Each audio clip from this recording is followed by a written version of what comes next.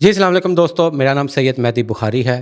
آج کی نشست جس مہمان شخصیت کے ساتھ رکھی ہے وہ ڈائریکٹر جنرل آڈٹس ورکس ہیں، آڈیٹر جنرل پاکستان آفس میں۔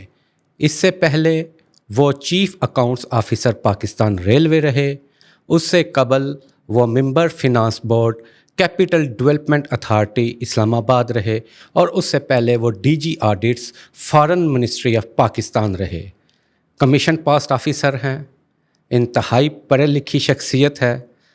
ان کا ایک دوسرا حوالہ شاعری ہے، شعری مجموعہ نمی دانم کے نام سے شائع ہو چکا۔ ان کا ایک تیسرا حوالہ اینکری ہے، یہ پی ٹی وی کا پروگرام سخنور ہوسٹ کرتے ہیں جس میں شاعروں اور ادیبوں سے یہ انٹرویو لیتے ہیں۔ بڑی ہمہ جہت شخصیت ہیں۔ ان سے ان کے ادارے یعنی آڈیٹر جنرل آف پاکستان کے آفس اور آڈٹس کے بارے میں بات کریں گے، ان کی شاعری پہ بات کریں گے جو کہ انتہائی باکمال ہے، اور ان کی اینکری یعنی کہ پروگرام کو ہوسٹ کرنے کی بابت یہ کیسے آئے اس کے متعلقہ بات ہوگی۔ تو بات کریں گے شکیل جاذب صاحب سے۔ سر بہت شکریہ، آپ نے اپنی مصروفیت سے ٹائم نکالا، وقت دیا۔ سر آپ کا بہت شکریہ، آپ کی محبت۔ سر نوازش۔ اچھا سر، سب سے پہلے تو میں یہ جاننا چاہوں گا کہ آپ کا جو گھرانہ تھا ادبی علمی گھرانہ تھا یا صرف آپ ہی اس میں سے واحد نکلے جو اس طرف آئے، اور کیا حادثہ پیش آیا، شاعری کی طرف کیسے مائل ہوئے؟ گھرانہ تو بڑا مطلب ادبی گھرانہ تو سچ نہیں کہہ سکتے، کیونکہ میرے دادا جان جو تھے وہ حکیم تھے۔ اچھا۔ اور اس زمانے میں جو حکیم ہوتے تھے وہ بہرحال ان کا سمہاؤ ادب سے تعلق تھا، رشتہ ضرور ہوتا تھا۔ خود شعر نہیں وہ کہتے تھے، لیکن انہیں شعر بہت یاد تھے۔ میرے دادا جان کو بہت شعر یاد تھے، خاص طور پر پنجابی کے میاں محمد بخش کے اور باقی وارث شاہ اور اچھا، اور وہ ان کی طبیعت ایسی تھی کہ انہیں فنون لطیفہ کے ساتھ بہت زیادہ دلچسپی تھی، زمین بھی تھی، وہ ذمہ داری اپنی الگ، جو ایک جیسے گاؤں دیہات میں ایک نارمل ذمہ دار 2-3 مربے والے ہوتے ہیں، لیکن ساتھ ان کی حکمت تھی۔ اور آس پاس کے جو 8-10 گاؤں تھے وہ انہی کے پاس آتے تھے، وہ مشہور یعنی اپنے علاقے کے مشہور حکیم تھے، اور ساتھ ہی ساتھ انہیں فنون لطیفہ سے بھی بہت انٹرسٹ تھا۔ شاید ہمارا گاؤں ہے اس کی مٹی کی بھی تاثیر ایسی ہے۔ ہمارے گاؤں کا نام ہے لونے والا۔ لونے والا، اللہ دیتا لونے والا؟ جی، اللہ دیتا لونے والا، یہ وہی فیملی، وہی گاؤں ہے۔ تو اللہ دیتا کے جو والد تھے اور اللہ دیتا کے جو چچا تھے، اللہ دیتا کی جو پوری فیملی تھی، مطلب چونکہ گانے کے ساتھ وابستہ تھے، تو میرے دادا جان جو تھے انہیں بہت شوق تھا گانا سننے کا۔ اس کے چچا چمٹے پہ بڑا اچھا گاتے تھے اللہ دیتا کے، اور وہ سمجھ لیں کہ وہ پرماننٹلی میرے دادا جان کے ساتھ ہوتے تھے۔ تو وہ اس طرح سے آپ یعنی یہ کہہ لیں کہ مجھے تھوڑا بچپن میرا جو ہے، چونکہ میں جب گاؤں میں تھا، پیدا بھی گاؤں میں ہوا، اور پہلی 1-2 کلاسیں جو ہیں وہ گاؤں کے اسکول میں ہی پڑھی ہیں۔ اچھا، تو وہ میری دادا جان کے ساتھ ایک اٹیچمنٹ اور انٹریکشن جو تھا وہ بڑا اس حوالے سے، چونکہ والد صاحب میرے جو تھے وہ بڑے یارباش قسم کے آدمی تھے۔ اچھا، گھر ڈیرہ داری اور کام شام جو ہے وہ چچا اور تایا جان کرتے تھے، تو والد صاحب جو تھے ان کا کام تعلقات عامہ کے حوالے سے ہی تھا، اور ان کے ماشاءاللہ بہت سوشل ریلیشنز تھے، اور وہ اسٹوڈنٹ لائف سے ہی، مطلب وہ گریجویشن انہوں نے فیصل آباد سے کیا، اسلامیہ کالج فیصل آباد سے۔ والد صاحب ان کے ناز، دادا جان جو تھے وہ ان کے ناز بھی بڑے اٹھاتے تھے، تو انہوں نے انہیں وہاں پہ گھر بھی لے کر دیا فیصل آباد میں، وہاں پہ وہ پڑھتے رہے۔ پھر ان کی یاری دوستی جو علاقے کے پولیٹیکل لوگ تھے ان کے ساتھ بھی تھی، دوسرے لوگوں کے ساتھ بھی تھی۔ تو وہ یہ ہوتا تھا کہ گاؤں میں وہ 2-4 دن 5 دن بعد آنا، تو میرا زیادہ ٹائم جو ہے وہ دادا جان کے ساتھ ہوتا تھا۔ لیکن والد صاحب کو بھی شاعری سے یا ادب سے یا اس حوالے سے کوئی خاص، وہ پھر اپنا بزنس انہوں نے شروع کر دیا۔ وہ ٹھیکیداری تھی زیادہ تر ان کا، وہ ٹھیکیداری کا کام کرتے تھے، ضلع ٹیکس وغیرہ، چنگیاں، ریت کا، وہ یہ اس طرح کے جو کام تھے۔ تو میرا جو انٹرسٹ ڈیولپ ہوا شاعری کی طرف، وہ کچھ تو شاید جو میں وہاں ایک محفلیں ہوتی تھیں گاؤں میں، وہاں وہ نہیں گاؤں میں ڈیرہ داری میں ادبی محفل کو ایسے لوگ ہوتے نہیں شاعری کی محفل نہیں ہوتی تھی, جیسے موسیقی کی ہو گئی, گانے کی ہو گئی, یہ اس طرح کی چیزیں ہوتی تھی. تو وہ ظاہر ہے اس سے پھر ایک تھوڑا آپ کی جو طبیعت میں فنون لطیفہ کا وہ پہلو آیا. تو مجھے یہ ہوا تھا کہ اب نیچرلی یہ بھی تھا کہ میں اسکول میں جو مجھے اردو میرا فیوریٹ سبجیکٹ تھا, اردو کی کتاب کی جتنی نظمیں اردو کی کتاب میں دی ہوتی تھیں وہ میں سب سے پہلے وہ میں زبانی یاد کر لیتا تھا. تو ایک نیچرل جس کو آپ انکلینیشن کہہ لیں, ایک قدرتی رجحان وہ شروع سے طبیعت میں تھا. بالکل میں یہ نہیں کہوں گا کہ میں کوئی گھر کا کوئی اثر ایسا تھا یا گھریلو حالات ایسے تھے یا گھریلو ماحول ایسا تھا, تو وہ پڑھا لکھا ماحول تھا, لیکن کوئی شاعری یا ادب یا لٹریچر یا اس حوالے سے ٹپیکل وہ ماحول نہیں تھا. اور ایجوکیشن کا سلسلہ آپ کا؟ ایجوکیشن میں نے میٹرک چنیوٹ سے کیا, گورنمنٹ ہائی اسکول چنیوٹ سے کیا.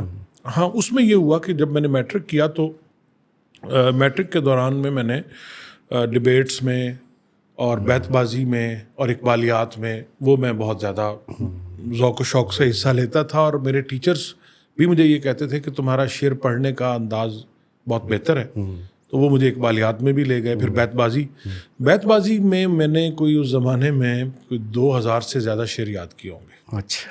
اور وہ میں ڈسٹرکٹ اور ڈویژن لیول تک میں بیت بازی کے مقابلوں میں جیتتا رہا.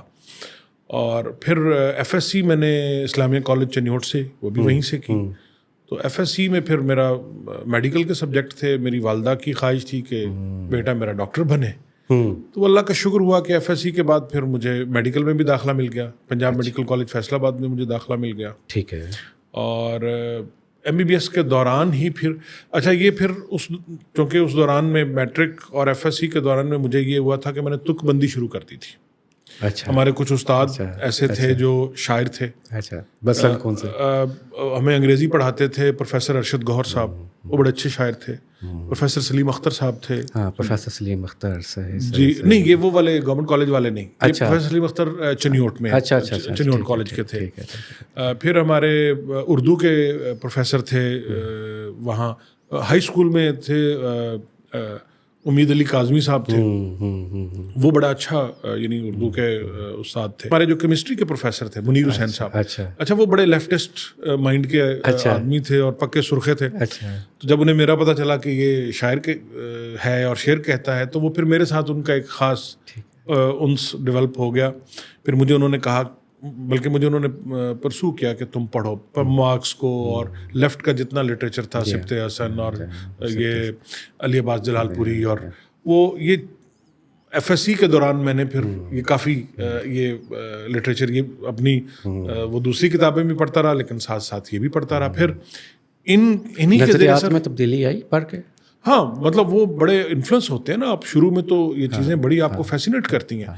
پھر لیفٹ سے ریلیٹڈ جتنی جو ترقی پسند موومنٹ تھی اس کے جو شاعر تھے ادیب تھے ان کو پڑھا, فیض صاحب کو پڑھا, فراز کو پڑھا, ساحر کو پڑھا, مخدوم محی الدین کو پڑھا, جو اور کرشن چندر, منشی پریم چند, یہ سارے, ایون ندیم صاحب بھی خود اپنے آپ کو کلیم کرتے ہیں لیفٹ کا. اور وہ لیفٹ اگر ہم اس کی شاعری کی جو اسٹرکٹ ڈیفینیشن پر جائیں تو وہ ظاہر ہے وہ ایک ترقی پسند تحریک کے ساتھ ہی وابستہ تھے وہ بھی. تو ان سب کو پھر زیادہ شوق سے پڑھا, اور اس زمانے میں مجھے یہ نظریات اٹریکٹ بھی بہت کیے. مارکس کو اس کو پڑھا, میکسم گورکی کو پڑھا. تو یہ ہمارے پھر وہاں ایک اور شاعر تھے چنیوٹ میں, وہ بہت بڑے لیفٹسٹ تھے, ان کی کتاب بھی آئی روزن ادراک. اچھا. عاشق حسین شاکر. ٹھیک ہے. اچھا, عاشق حسین شاکر صاحب بڑے اچھے شاعر تھے, اور وہ بڑی عجیب و غریب پرسنالٹی تھی. پیور دیہاتی گیٹ اپ تھا, دھوتی باندھتے تھے, اور اپنا ان کا کارخانہ تھا, یہ ڈھلائی کا کام تھا, موٹریں وغیرہ بناتے تھے, لیکن تھے پکے لیفٹسٹ, مارکسی نظریات والے تھے. تو ہمارے جتنے مارکسسٹ دوست تھے وہ سب ہر جمعے کی چھٹی ہوتی تھی اس وقت, تو سب جمعے کے جمعے ان کے ڈیرے پہ جا کے بیٹھتے تھے. اچھا, اور اس میں یہ ہمارے ناصر علی صاحب یہ تھے, فدا صاحب تھے چنیوٹ کے, بشیر شاد صاحب تھے, اور بہت سارے لوگ, ہمارے ہارون تھا, یہ منیر صاحب تھے, یہ ہمارے سارے وہاں کا حلقہ تھا, دوست تھے. تو یہ لوگ سب وہاں بیٹھتے تھے. اور جو اس وقت کے ہمارے چنیوٹ کے اچھے شاعر تھے, لکھنے والے تھے, پنجابی بھی اور اردو بھی, irrespective of their faith اور irrespective of their philosophy حتیٰ کہ, یعنی وہ رائٹ سائڈ, رائٹ کے بھی, لیفٹ کے بھی, مذہبی بھی, پنجابی بھی, اردو بھی, ہر طرح کا بندہ جو شعر سے وابستہ تھا وہ وہاں ان کے پاس آتا تھا. یہ ایک کمال تھا. اور وہاں ہر ایک کو آزادی تھی بولنے کی, ہر ایک اپنی مرضی سے سناتا تھا. کسی کو یہ نہیں ہے کہ جناب اگر میں ادھر آیا ہوں تو اب میں نے جو ہے وہ لیفٹ کی کوئی چیز سنانی ہے یا رائٹ کی, یعنی مذہبی شاعری بھی. خود عاشق حسین شاکر صاحب نوحے کے بڑے اچھے شاعر تھے. یعنی چنیوٹ کے محرم میں ہر سال عاشق حسین شاکر صاحب کا نوحہ جو ہے وہ 2 یا 3 نوحے ہر سال, وہ نوحہ خان پارٹیاں جو تھیں وہ چنیوٹ کے محرم میں پڑھتی تھیں. ان کی اپنی نوحوں کی ایک کتاب بھی ہے, زخموں کے گلاب. پھر نوحوں کے حوالے سے بھی چنیوٹ کی ایک بڑی ہسٹری ہے کہ اختر چنیوٹی, اختر چنیوٹی کا نام بہت بڑا نام ہے. تو وہ ایک بڑی ٹریڈیشن تھی وہاں, جب کبھی غیرت انسان کا سوال آتا ہے, انتظار تیری چادر کا خیال آتا ہے, تیرے پردے کا خیال. تو یہ اختر صاحب کے تو اور بڑے سارے نوحے. تو ہم وہاں اکٹھے ہو کے بڑی, یعنی ہر طرح کی گفتگو ہوتی تھی, ہر طرح کے شعر, سیاست پہ بھی گفتگو ہوتی تھی, مذہب پہ بھی گفتگو ہوتی تھی, خدا پہ بھی گفتگو ہوتی تھی, شاعری پہ بھی گفتگو ہوتی تھی جو کرنٹ. تو اس سے مجھے میں یہ آج فیل کرتا ہوں, یہ 91 92 کی بات ہے, ارلی 90 کی, مجھے یہ فیل ہوا کہ میرے جو ایک طرح کے بیریئرز بنے ہوئے تھے سوچ پہ, وہ مجھے بڑی حد تک میں ان بیریئر سے آزاد ہو گیا. اور پھر تک بندی بھی شروع کر دی تھی. شروع میں ارشد گوہر صاحب نے دیکھا, 2 4 5 مہینے بعد انہوں نے کہا کہ بھائی وزن وغیرہ کا تمہارا سلسلہ ٹھیک ہے, اب تم پڑھو اور جتنی تم اسٹڈی کر سکتے ہو تاکہ تمہارے جو مضامین ہیں وہ تم اپنے لے کر آؤ. شاعری پڑھو گے تو تمہیں پتہ چلے گا کہ کیا ہے. پھر میڈیکل کالج میں آ گئے. میڈیکل کالج کی ایک اپنی روٹین ہوتی ہے, لیکن میرا تھوڑا سا یہ ہوا تھا کہ میرے زیادہ دوست جو تھے وہ ان کا داخلہ ہو گیا تھا لاہور میں, علامہ اقبال میڈیکل کالج. تو میں اکیلا رہ گیا تھا جو ادھر پنجاب میڈیکل کالج میں تھا. تو پھر میں یہ ہوتا تھا کہ میں ویکینڈ پہ یا بعض اوقات ڈیورنگ ویک میں ادھر سے بنک مارتا تھا تو میں لاہور آ جاتا تھا. میں کلاسیں بھی ان کے ساتھ اٹینڈ کرتا تھا, پڑھتا بھی ان کے ساتھ تھا. لیکن وہاں پہ پھر ہمارا 94 95 میں ہماری دوستی ہوئی اور تعارف ہوا باز تابش صاحب سے. اچھا ٹھیک ہے. تو تابش صاحب, تب تک سیدھی بات ہے ہم شاعری کو ایسے تک بندی کے طور پہ ہی لے رہے تھے. ٹھیک ہے, کبھی موڈ ہو جاتا, شعر کہہ لیا, نہیں ہوا. تو شاعری پسند ضرور تھی, شاعری پڑھتے تھے. جو نئی کتاب آتی تھی, اچھا اس دوران میں ابھی محسن نقوی صاحب کی بات ہو رہی تھی, محسن نقوی کی کتابیں میں لے آیا, وہ پڑھی. جان صاحب کی کتابیں لے آیا, وہ پڑھی. باقی جو کنٹمپریری ہمارے جتنے تھے وہ پڑھے. غالب کو پڑھنے کی کوشش کی, میر کو پڑھنے کی کوشش کی, مصفی کو پڑھنے کی کوشش, مطلب یہ جو اس وقت کلاسیکل کو بھی اور کنٹمپریری دونوں. تو تابش صاحب سے مجھے یاد ہے جب پہلی ملاقات ہوئی تو مجھے انہوں نے کہا کہ شعر سناؤ. تو میں نے غزل سنائی. تو غزل سنا کے نا, تو غزل سن کے نا خاموش ہو گئے. اچھا. تو ایسے 5-1 منٹ بعد مجھے کہتے ہیں کہ یار پھر سناؤ. اچھا. میں نے پھر سنا دی غزل. اچھا.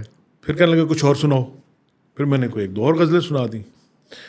تو مجھے کہنے لگے کہ کوئی ادھر ادھر کی باتیں شروع ہو گئی.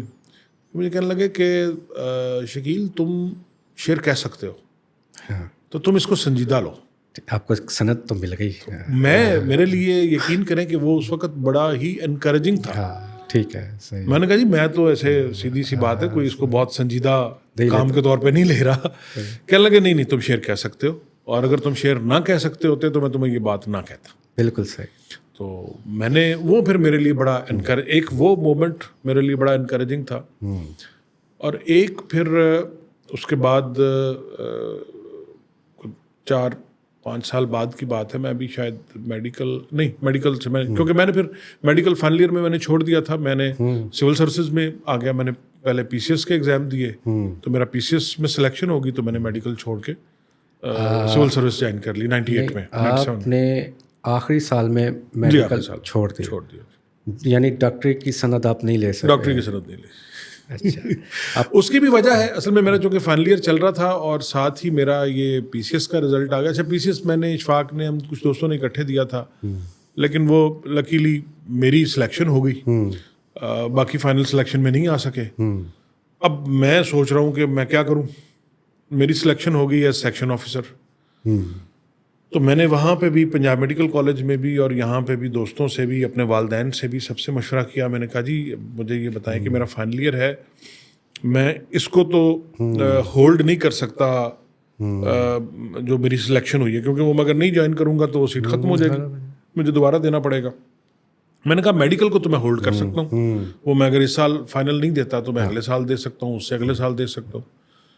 تو ہمارے جو دوست تھے اور ٹیچرز تھے انہوں نے یہ کہا کہ یار جو چیز مل رہی ہے نا لے لو, وہ لے لو, اور اس لیے کہ اگر تمہارا ارادہ بعد میں بھی یہی کرنے کا ہے, سول سروسز میں جانے کا ہے, تو پھر تم ابھی ٹائم ضائع نہ کرو. بالکل. اور اگر تم نے سول سروسز نہیں جانا تو پھر اپنا میڈیکل کمپلیٹ کرو اور پھر میڈیکل کی اسپیشلائزیشن میں جاؤ. تو میں نے پھر سوچ کے میں نے کہا کہ یار میں ڈاکٹر والی لائف میں نہیں گزارنا چاہتا تھا. وہ میرا ایک ذاتی مجھے اس سے جو ایز اے پروفیشن میں آج بھی یہ سمجھتا ہوں کہ جو میڈیکل کا پروفیشن ہے وہ میرا خیال ہے کہ ہیومن ہسٹری کے جو موسٹ نوبل پروفیشنس ہیں اور جو موسٹ سینسٹیو پروفیشنس ہیں, اسی لیے شاید میں تھوڑا سا اس سے ڈر بھی گیا کہ یہ اتنا سینسٹیو پروفیشن ہے کہ اس میں ہیومن لائف انوالو ہے جی فل ٹائم. اور میں اگر اس میں کہیں کسی موقع پر بھی میں اگر کہیں کوتاہی کر گیا تو میں شاید ساری زندگی میں میرے جیسا بندہ اپنے آپ کو معافی نہیں کر سکے گا. سینسیٹیو ہوتے ہیں آرٹسٹ تو ویسے سینسیٹیو. تو اس لیے میں نے پھر مجھے یہ آپریشن تھیٹر میں میں سیدھی بات ہے میں نہیں دیکھ سکتا تھا. صحیح. تو میں نے کہا کہ بس ٹھیک ہے یار اس لائف کو خیر بات کہتے ہیں. اور آپ سول سروس میں آ گئے. Civil service. تو اس میں پھر یہ ہوا تھا کہ اس کے آنے کے بعد ایک مشاعرہ ہوا تھا شروع میں ہی, میرا خیال مجھے یاد ہے ندیم صاحب اس کی صدارت کر رہے تھے, الحمرا ہال نمبر 3 میں ہوا تھا, خالد احمد صاحب نے کروایا تھا وہ مشاعرہ.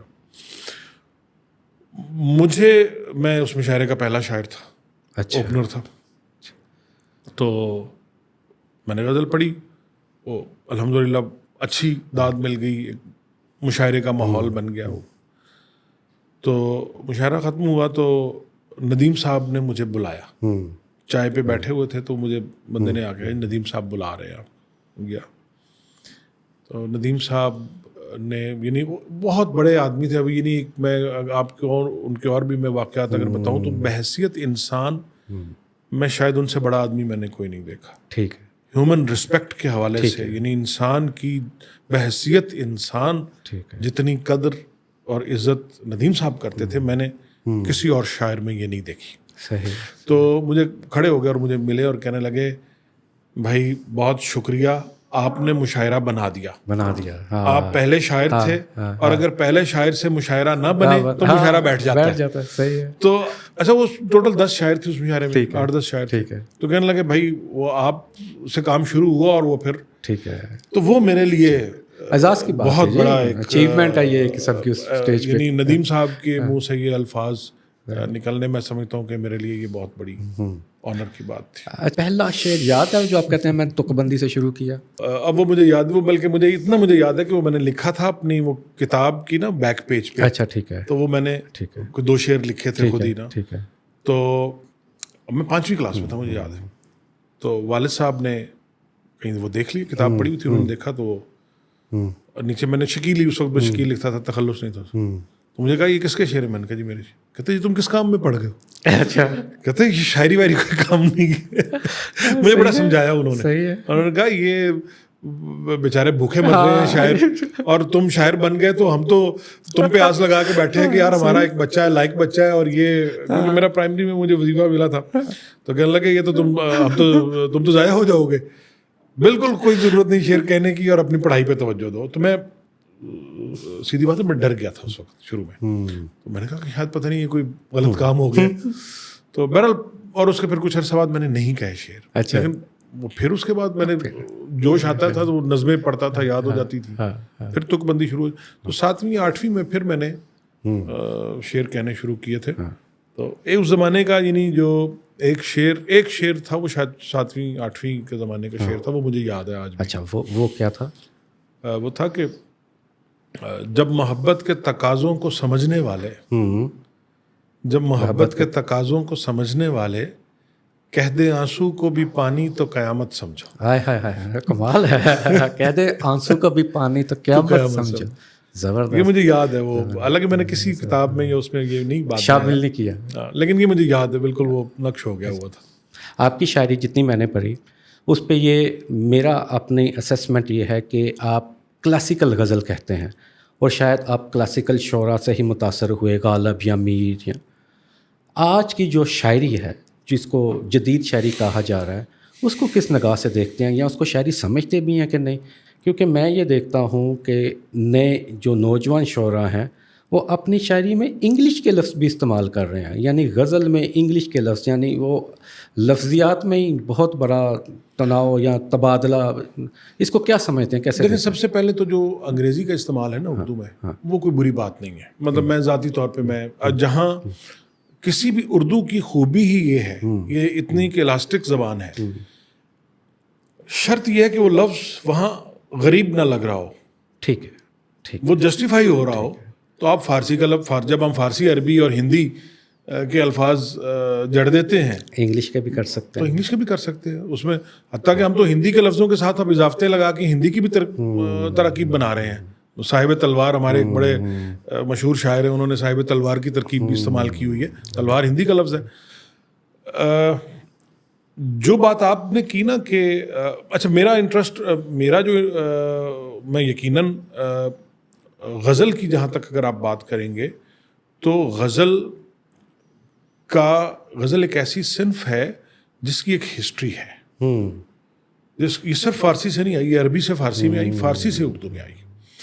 اور عربی میں غزل جو ہے اسے اتنی وسعت ملی، یعنی وہ تصوف سے لے کے اور عشق مجازی اور عشق حقیقی اور حالات حاضرہ سے لے کے اور آج تک، آج بھی آپ جو فارسی میں دیکھیں. اچھا، لیکن اردو میں غزل آئی تو اسی اپنے روایتی اسلوب کے ساتھ اور اپنے روایتی رنگ کے ساتھ آئی، لیکن غالب کے بعد سے غزل وہ غزل نہیں رہی. غالب جو ہے اس نے غزل کا بالکل آؤٹ لک ہی چینج کر دی، بدل کے رکھ دیا غالب نے غزل کو. غزل کے مضامین کو بدل کے رکھ دیا، غزل کے آہنگ کو بدل کے رکھ دیا. اقبال کی غزل اس میں پھر ایک الگ وہ کھڑی ہے، وہ ایک ایکسیپشن ہے.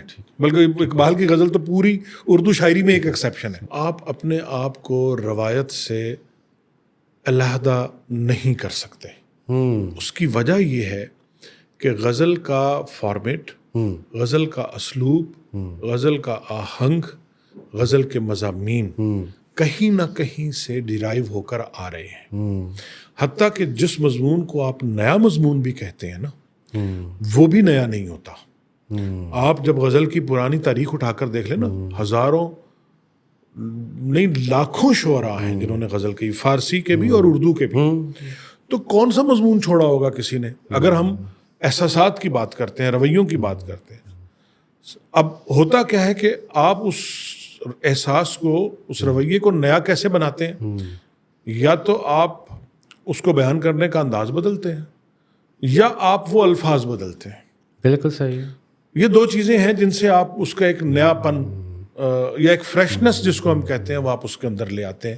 سیف انداز بیاں رنگ بدل دیتا ہے، ورنہ دنیا میں کوئی بات نہیں. شاعری آج تک جب سے ہیومن انسانی تاریخ اٹھا کر دیکھ لیں، یہ 8 یا 10 جذبات ہیں آپ کے ٹوٹل، جن کے ارد گرد پوری شاعری اور پورا لٹریچر ان کے ارد گرد ریوالو کر رہا ہے. تو آپ اس میں کیا چیز نہیں نکال لیں گے؟ محبت میں آپ کیا چیز نہیں نکال لیں گے؟ محبت میں کون سی کیفیت ایسی ہے جو اس سے پہلے کسی نے تجربہ نہیں کی اور اس نے وہ بیان نہ کی ہو؟ نفرت، حسد، ٹھیک ہے، رقابت، جتنے بھی جذبے ہیں یہ وہ جذبے ہیں جو آپ کے بنیادی اجزاء ہیں. جیسے 3 بنیادی رنگ ہیں، جی ہاں، نیلا ہے، لال ہے اور سبز ہے. اچھا، اب جتنے رنگ بن رہے ہیں وہ ان 3 بنیادی رنگوں کے آمیزش سے بن رہے ہیں، ان کے اشتراک سے بن رہے ہیں. آپ آج بھی کوئی نیا رنگ نکال سکتے ہیں، لیکن اس کا ماخذ جو ہے وہی ہوں گے، وہ وہی ہوں گے. تو غزل بھی جب آپ کہیں گے تو آپ غزل کو شاعری کے وہ بنیادی 3 رنگ سمجھ سکتے ہیں. آپ نے انہیں 3 رنگوں کو مکس اینڈ میچ کر کے آپ نے کوئی نیا رنگ نکالنا ہے، کوئی نیا شیڈ نکالنا ہے، کوئی نئی، اچھا پھر نئی بات نکالنے کے چکر میں جو آج جو آپ کے سوال کا پہلا حصہ تھا کہ جو آج کل غزل کہی جا رہی ہے، دیکھیں آج ہو یا آج سے 1000 سال بعد ہو یا 1000 سال پہلے ہو، اگر شاعر غزل اپنے اندر سے پھوٹتے ہوئے جذبے یا اپنے اندر سے نکلتی ہوئی آواز کے لیے کہے گا نا تو وہ سچی ہوگی. صحیح. لیکن اگر میں شعر کہوں گا کسی مقصد کو سامنے رکھ کے کہ میری یہ ٹارگٹ آڈینس ہوگی اور میرا مقصد اس آڈینس کو انٹرٹین کرنا ہے، تو پھر آپ اب جب جو انٹرٹینر ہوتا ہے وہ پھر بیچارہ انٹرٹینمنٹ کے لیے کلا بازیاں بھی لگاتا ہے، سب کچھ وہ مسخرہ بھی بنتا ہے، وہ رنگ برنگے کپڑے بھی پہنتا ہے، وہ ناک کے اوپر غبارے بھی چپکاتا ہے، کیونکہ اس نے انٹرٹین کرنا ہے. تو ابھی جو اچھا اب انٹرٹینمنٹ کیوں آ گئی شاعری میں، یہ بھی ایک سوال پیدا ہوتا ہے. مشاعرے جو ہیں وہ پہلے بھی ہوتے تھے، تو میرا خیال ہے کہ جو اس کا ایک شاید فائنینشیل پہلو تھا وہ اتنا غالب نہیں تھا. اب مارکیٹنگ آ گئی. صحیح ہے. ٹھیک ہے، حسن بیگانہ یہ احساس جمال اچھا ہے، غنچے کھلتے ہیں تو بک جاتے ہیں بازاروں میں. تو جب تک حسن بیگانہ یہ احساس جمال تھا وہ حسن تھا، وہ خوبصورتی تھی، وہ پیور حسن تھا. مجھے اس پہ بھی کوئی اعتراض نہیں ہے کہ اگر آپ کے پاس کوئی آرٹ ہے اور اس آرٹ کو، اس فن کو آپ انٹرٹینمنٹ کے لیے یوز کر رہے ہیں اور اس انٹرٹینمنٹ سے آپ 4 پیسے بھی کما رہے ہیں، تو وہ آپ کا کسب کار تو ہو سکتا ہے. ہاں، آرٹ نہیں. آرٹ نہیں ہو سکتا. آرٹ نہیں. آرٹ جو ہے، آرٹ کا تعلق اقتصادیات سے نہیں ہے.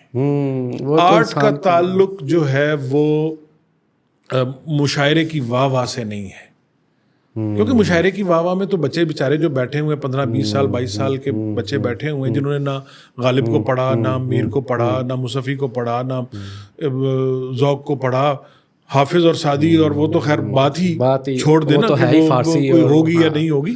تو یعنی یہ بیچارے تو مصطفیٰ زیدی تک کو انہوں نے نہیں پڑھا. ٹھیک ہے، انہوں نے تو محسن نقوی کو نہیں پڑھا پراپر. تو آپ ان کو جو مرضی، وہ بیسیکلی آئے ہیں انٹرٹینمنٹ کے لیے اور آپ ان کو انٹرٹین کر رہے ہیں. ٹھیک ہے، تو یہ انٹرٹینمنٹ ہے، آرٹ نہیں ہے. آرٹ نہیں ہے. ٹھیک ہے. شاعری کو جو نقاد پرکھے گا، یا اگر کوئی شاعر پرکھے گا یا کوئی بھی نہ پرکھے، تو آرٹ خود اپنا نقاد ہوتا ہے، آرٹ خود اپنے آپ کو پرکھتا ہے. تو کاغذ پر جو رہے گا نا وہ پیور آرٹ ہی رہے گا. وہ کلا بازی نہیں، کاغذ پہ آپ کلا بازی نہیں کھا سکتے، کاغذ پہ آپ لہجے کی کلا بازی بھی نہیں کھا سکتے جو آپ شعر سناتے ہوئے کھاتے ہیں.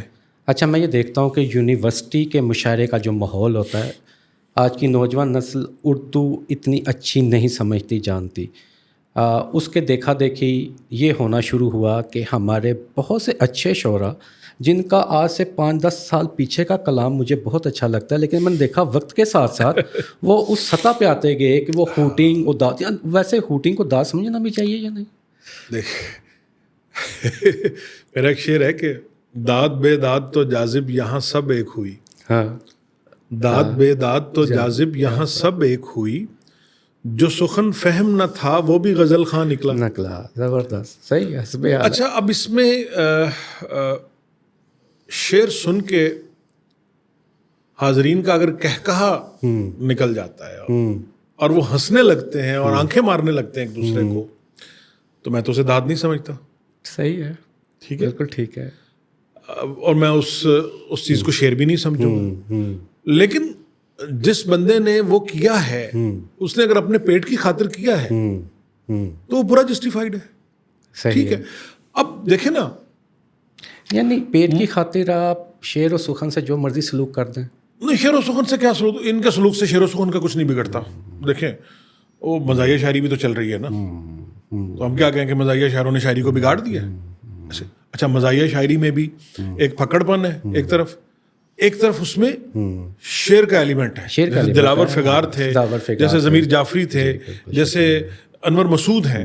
یعنی یہ کہنے کو مزاحیہ شاعر ہے، لیکن وہ جو شعریت ہے وہ اس کے اندر موجود ہے. اسی طرح یہ جو انٹرٹینر ہیں، اگر ان میں سے کسی کے ہاں شعریت ہے تو وہ شعریت رہے گی. اسے کوئی نہیں ہٹا سکتا. دیکھیں نا, آپ کو ایک یکا یک ایک کامک ایکسپریشن تو غالب کے یہاں بھی مل جاتا ہے. صحیح ہے, صحیح. غزل اچھی بلی چل رہی ہوتی ہے, اس میں بھی وہ کوئی ایک پھلجھڑی چھوڑ دیتا ہے غالب. بالکل ٹھیک. تو لیکن اس میں شعریت ہوتی ہے, اس میں اس میں بھی ایک بات ہوتی ہے. تو اصل میں مسئلہ یہ ہوا ہے ہمارے ساتھ, ہم اگر اپنی تاریخ, ادب کی تاریخ, ادب کو چھوڑ کے فنون لطیفہ کی تاریخ کو دیکھنا شروع, آپ فلم دیکھیں, آپ ڈرامہ دیکھ لیں, آپ شاعری, آپ موسیقی دیکھ لیں, آپ رقص دیکھ لیں, یعنی اور پانچویں شاعری, یہ 5 ہی بنیادی, اور مصوری بھی, یعنی 5-6 بنیادی اظہاریے ہیں ادب کے, آرٹ کے, ادب کے نہیں آرٹ کے, ادب بھی خیر اوورال اس میں. موسیقی کے ساتھ ہم نے کیا کیا, آج سے 50 سال پہلے کی موسیقی اٹھا کر دیکھ لیں, خواجہ خورشید انور کی دھنیں اٹھا کر دیکھ لیں, ٹھیک ہے, استاد بڑے غلام علی خان کا, سلامت علی خان کا, یا جو دوسرے ہمارے فلمی موسیقار, چلے میں ان کو کلاسیکل کو بھی چھوڑ دیتا ہوں, میں فلمی موسیقی پہ آ جاتا ہوں, جو کہ ہمیشہ سے ہی ایک مارکیٹ کی چیز رہی ہے. تو آج سے 40-50 سال پہلے کی فلمی موسیقی دیکھ لیں, انڈیا کی دیکھ لیں, پاکستان کی دیکھ لیں, آج کی فلمی موسیقی دیکھ لیں, کسی بھی آدمی کو آپ یہ 5 گانے آج سے 40 سال پہلے کے سنائیں اور 5 گانے آج کے سنائیں, وہ کانوں کو ہاتھ لگا لے گا, انڈیا کے بھی اور پاکستان کے بھی. کہاں سے ہم کہاں موسیقی کو سفر ہے. ٹھیک ہو گیا. اچھا, تھیٹر آپ کا کہاں تھا؟ ہاں ہاں ٹھیک ہے. تھیٹر کے ساتھ آپ نے کیا کیا؟ ہاں, وہ پہلے فحش ہوا, پھر ختم ہو گیا. پکڑ. اب ہوتا کیا ہے کہ جب آپ آڈینس کی ڈیمانڈ پر آرٹسٹ اپنے آپ کو ڈاؤن گریڈ کرنا شروع کرتا ہے, اور کرتا کرتا کرتا آڈینس کے لیول پر آ جاتا ہے, تو آڈینس اسے ریجیکٹ کر دیتی ہے, ختم کر دیتی ہے. صحیح, بالکل. وہ کچھ عرصہ چلتا ہے, بالکل ٹھیک. یعنی ہم نے دیکھا تھا کھوتے ریڑے والے بھی اور ٹانگے والے بھی اور سارے بھی رش لگا ہوتا تھا, تماثیل کے باہر بھی, الحمرا کے باہر بھی, باقی جگہوں پہ جگتے سننے جا رہے ہیں, جگتے سن. آج کہاں ہے؟ آج کیوں نہیں لگا ہوتا رش؟ ہاں, ختم ہو گیا. ختم ہو گیا. اس کی ایک لائف تھی, وہ ختم ہو گئی. اچھا, آپ آ جائیں ڈرامہ پہ, ٹی وی ڈرامہ پہ آ جائیں, آپ آ جائیں مصوری پہ. یعنی ہمارے ہاں مصوری میں پھر بھی, جو کہ مصوری میں شاید اتنا وہ مارکیٹ ٹرینڈ انوالو نہیں ہے, تو مصوری میں آج بھی آپ کو کچھ بہتر کام ہوتا ہوا نظر آ رہا ہے, مل جاتا ہے, اچھے جو سنجیدہ کام کر رہے ہیں. شاعری کا مسئلہ یہ کہ شاعری میں ہر طرح کے لوگ ہیں. اچھا, شاعری تمام فنون سے ایک ذرا بلند بالا چیز ہے, کیونکہ اس کا تعلق آپ کی الہام سے بھی ہے, کرافٹ سے, سوچ سے, یعنی یہ ٹینجیبل چیز نہیں ہے. تو اس میں شعر کہنے والے بھی ہیں, اس میں انٹرٹینر بھی ہیں, اس میں دوسرے بھی ہیں. تو جو انٹرٹینر ہیں وہ انٹرٹینمنٹ کے نام پر یا شاعری کے نام پر جو کچھ سنا رہے ہیں, یونیورسٹیز کے اندر اب یہ 2 دھاری تلوار ہے, 2 ایج سورڈ ہے. ایک طرف تو اس کا فائدہ یہ ہے کہ ایٹ لیسٹ انہوں نے جو ہماری نوجوان نسل ہے اس کو شاعری کے ساتھ جوڑا تو ہے نا. ٹھیک ہے, وہ شاعری سے بھاگی تو نہیں ہے. صحیح ہے, صحیح ہے. وہ کسی نہ کسی حوالے سے اس شاعری کے ساتھ جڑی تو ہوئی ہے نا. لیکن اس کا نقصان کیا ہے کہ ان کی اخلاقی تربیت جو شاعر نے کرنی تھی, جو شعر نے کرنی تھی, وہ نہیں ہو رہی. تو وہ اخلاقیات میں وہ چیزیں جو جس کو ہم تصورات میں اپنے لیے جائز سمجھتے تھے, یا جس کو ہم تصورات میں یہ کہتے تھے کہ جی میر جی چاہتا ہے کیا کیا کچھ والا وہ تھا, تو اس کو جب آپ جسٹیفائی کر دیں گے تو وہ چیز جو ڈھکی چھپی تھی وہ چیز اوپن ہو گئی. یعنی پہلے اظہار محبت جو تھا اس کے لیے اشاروں کنایوں میں بھی, اور بعض اوقات پورا سیشن گزر جاتا ہوتا تھا آپ کا اسٹوڈنٹ لائف کا, اور آپ اظہار نہیں کر پا سکتے ہوتے تھے. اچھا, اب وہ ختم ہوگی. اب وہ اظہار کیا, اظہار سے آگے کی کئی منزلیں طے ہو چکی ہوتی ہیں پہلی دوسری ملاقات میں. تو وہ جو ایک اس تجسس میں جو ایک حسن تھا وہ آپ نے چھین لیا, وہ آپ نے ختم کر دیا. تو یہ دوسرا ان کے جو ایک مورالٹی جو ہماری ایک مشرقی ایک مورالٹی ہے, اورینٹل ایک ویلیو ہے, وہ ختم ہو گئی.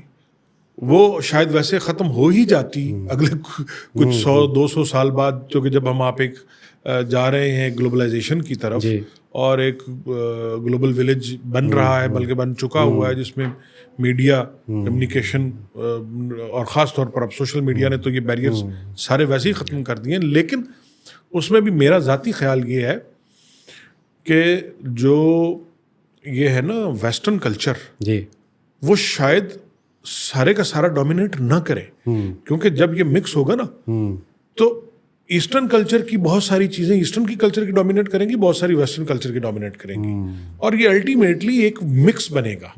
اور یہ ایک ایسا مکس بنے گا جس کو ایکسیپٹیبلٹی ملے گی. یعنی اس کے اندر سے وہ چیزیں ایلیمینیٹ ہو جائیں گی، خود بخود ختم ہو جائیں گی جن کو معاشرہ ایکسیپٹ نہیں کرے گا. صحیح ہے. معاشرے کی ایکسیپٹنس سے یہ نہیں ہوتا کہ اگر 10 کروڑ بندوں میں سے 2000 بندوں نے اس کو ایکسیپٹ کر لیا تو وہ ایکسیپٹ ہوگی. نہیں، 10 کروڑ بندوں میں سے کم 4 کروڑ 5 کروڑ بندے جس کو ایکسیپٹ کریں گے وہ اسے ایکسیپٹیبلٹی ملے گی. تو اس لیے وہ چیزیں ہوں گی.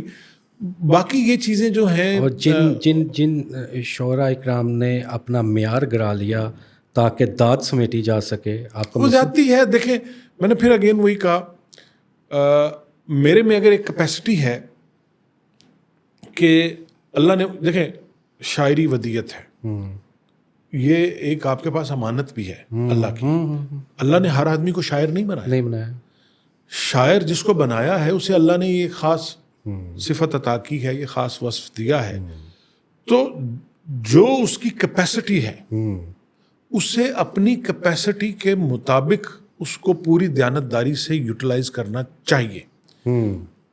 آپ ساتھ یہ بھی کریں، یعنی اگر آپ نے کوئی شعر لوگوں کو انٹرٹین کرنے کے لیے کہنے ہیں، آپ کہتے رہیں، لیکن ساتھ ساتھ کچھ اپنا معیار بھی قائم. لیکن آپ اس کے ساتھ ساتھ جو آپ کے اوپر ایک ذمہ داری ہے بحیثیت ایک معاشرے کے حساس ترین فرد کے، یعنی جس کو شاعر اقبال نے شاعر کو جو ہے وہ معاشرے کی آنکھ سے تشبیہ دی ہے کہ کسی بھی جسم کے کسی بھی حصے میں درد ہوتی ہے تو روتی آنکھ ہے. جی.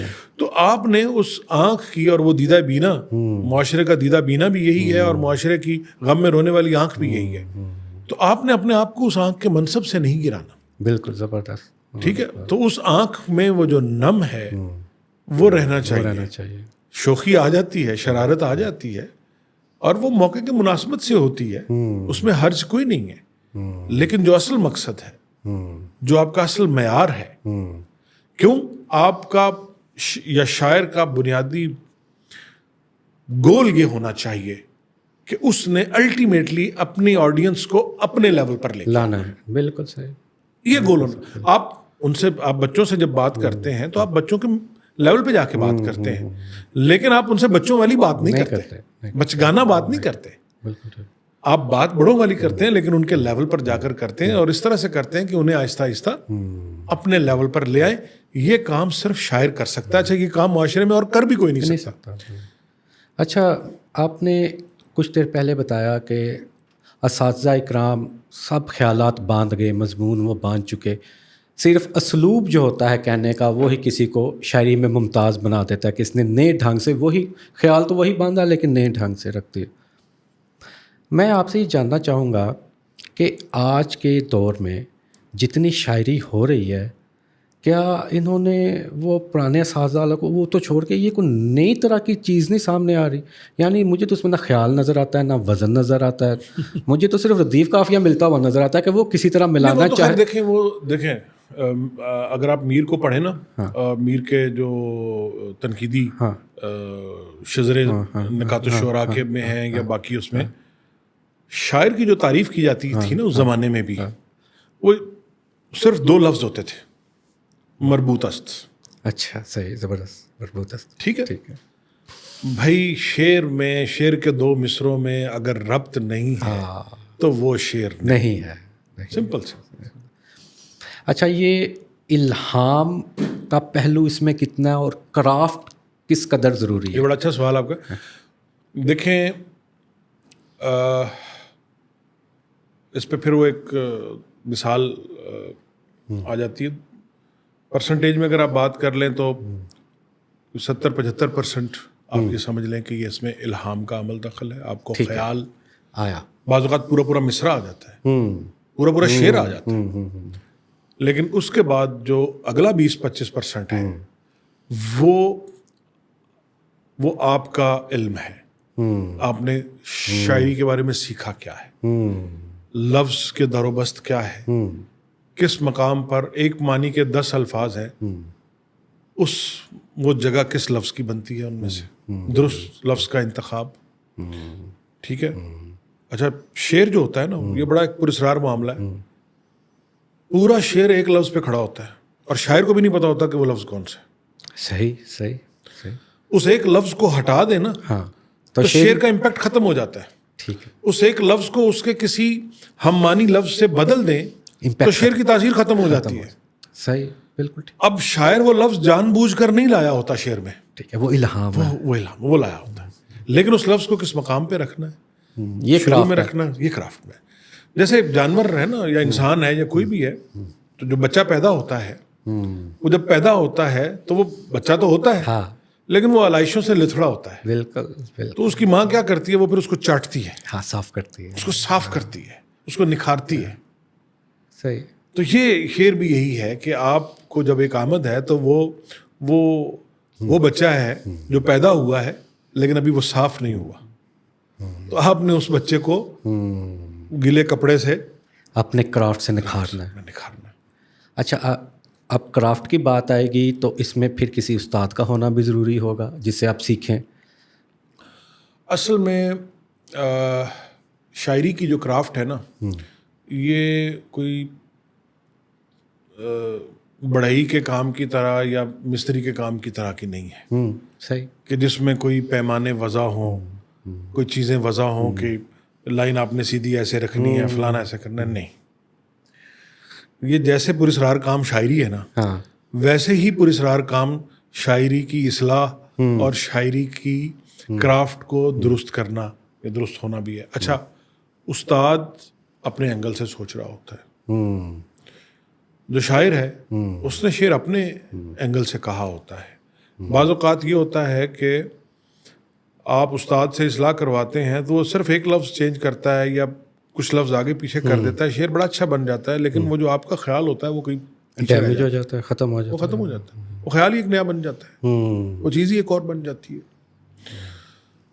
اب یہ جو سیکھنے والا کام ہے نا, کچھ چیز اس میں اس کے دو چیزیں ہیں اس کے اندر. ایک چیز تو وہ ہے جس کے بارے میں کچھ قوانین وضع کر دیے گئے, مثلا تاکید کیا ہے, ٹھیک ہے, شتر گربا کیا ہے, جو اتائے جلی اتائے خفی کیا ہے, جو اس طرح کی چیزیں ہیں جو ٹینجیبل چیزیں ہیں. ردیف قافیہ, کون سا قافیہ آئے گا, کون سا نہیں آئے گا, الحاق قافیہ ردیف کا کیسے ہو سکتا ہے, کیسے نہیں ہو سکتا, مصروں کا الحاق کیسے ہو سکتا ہے, کیسے نہیں ہو سکتا, لفظ کے وزن اوزان تک, ایون کہ لفظ ورنہ اگر مصرے کے شروع میں آئے گا تو کس وزن پہ آئے گا, مصرے کے درمیان میں آئے گا تو کس وزن.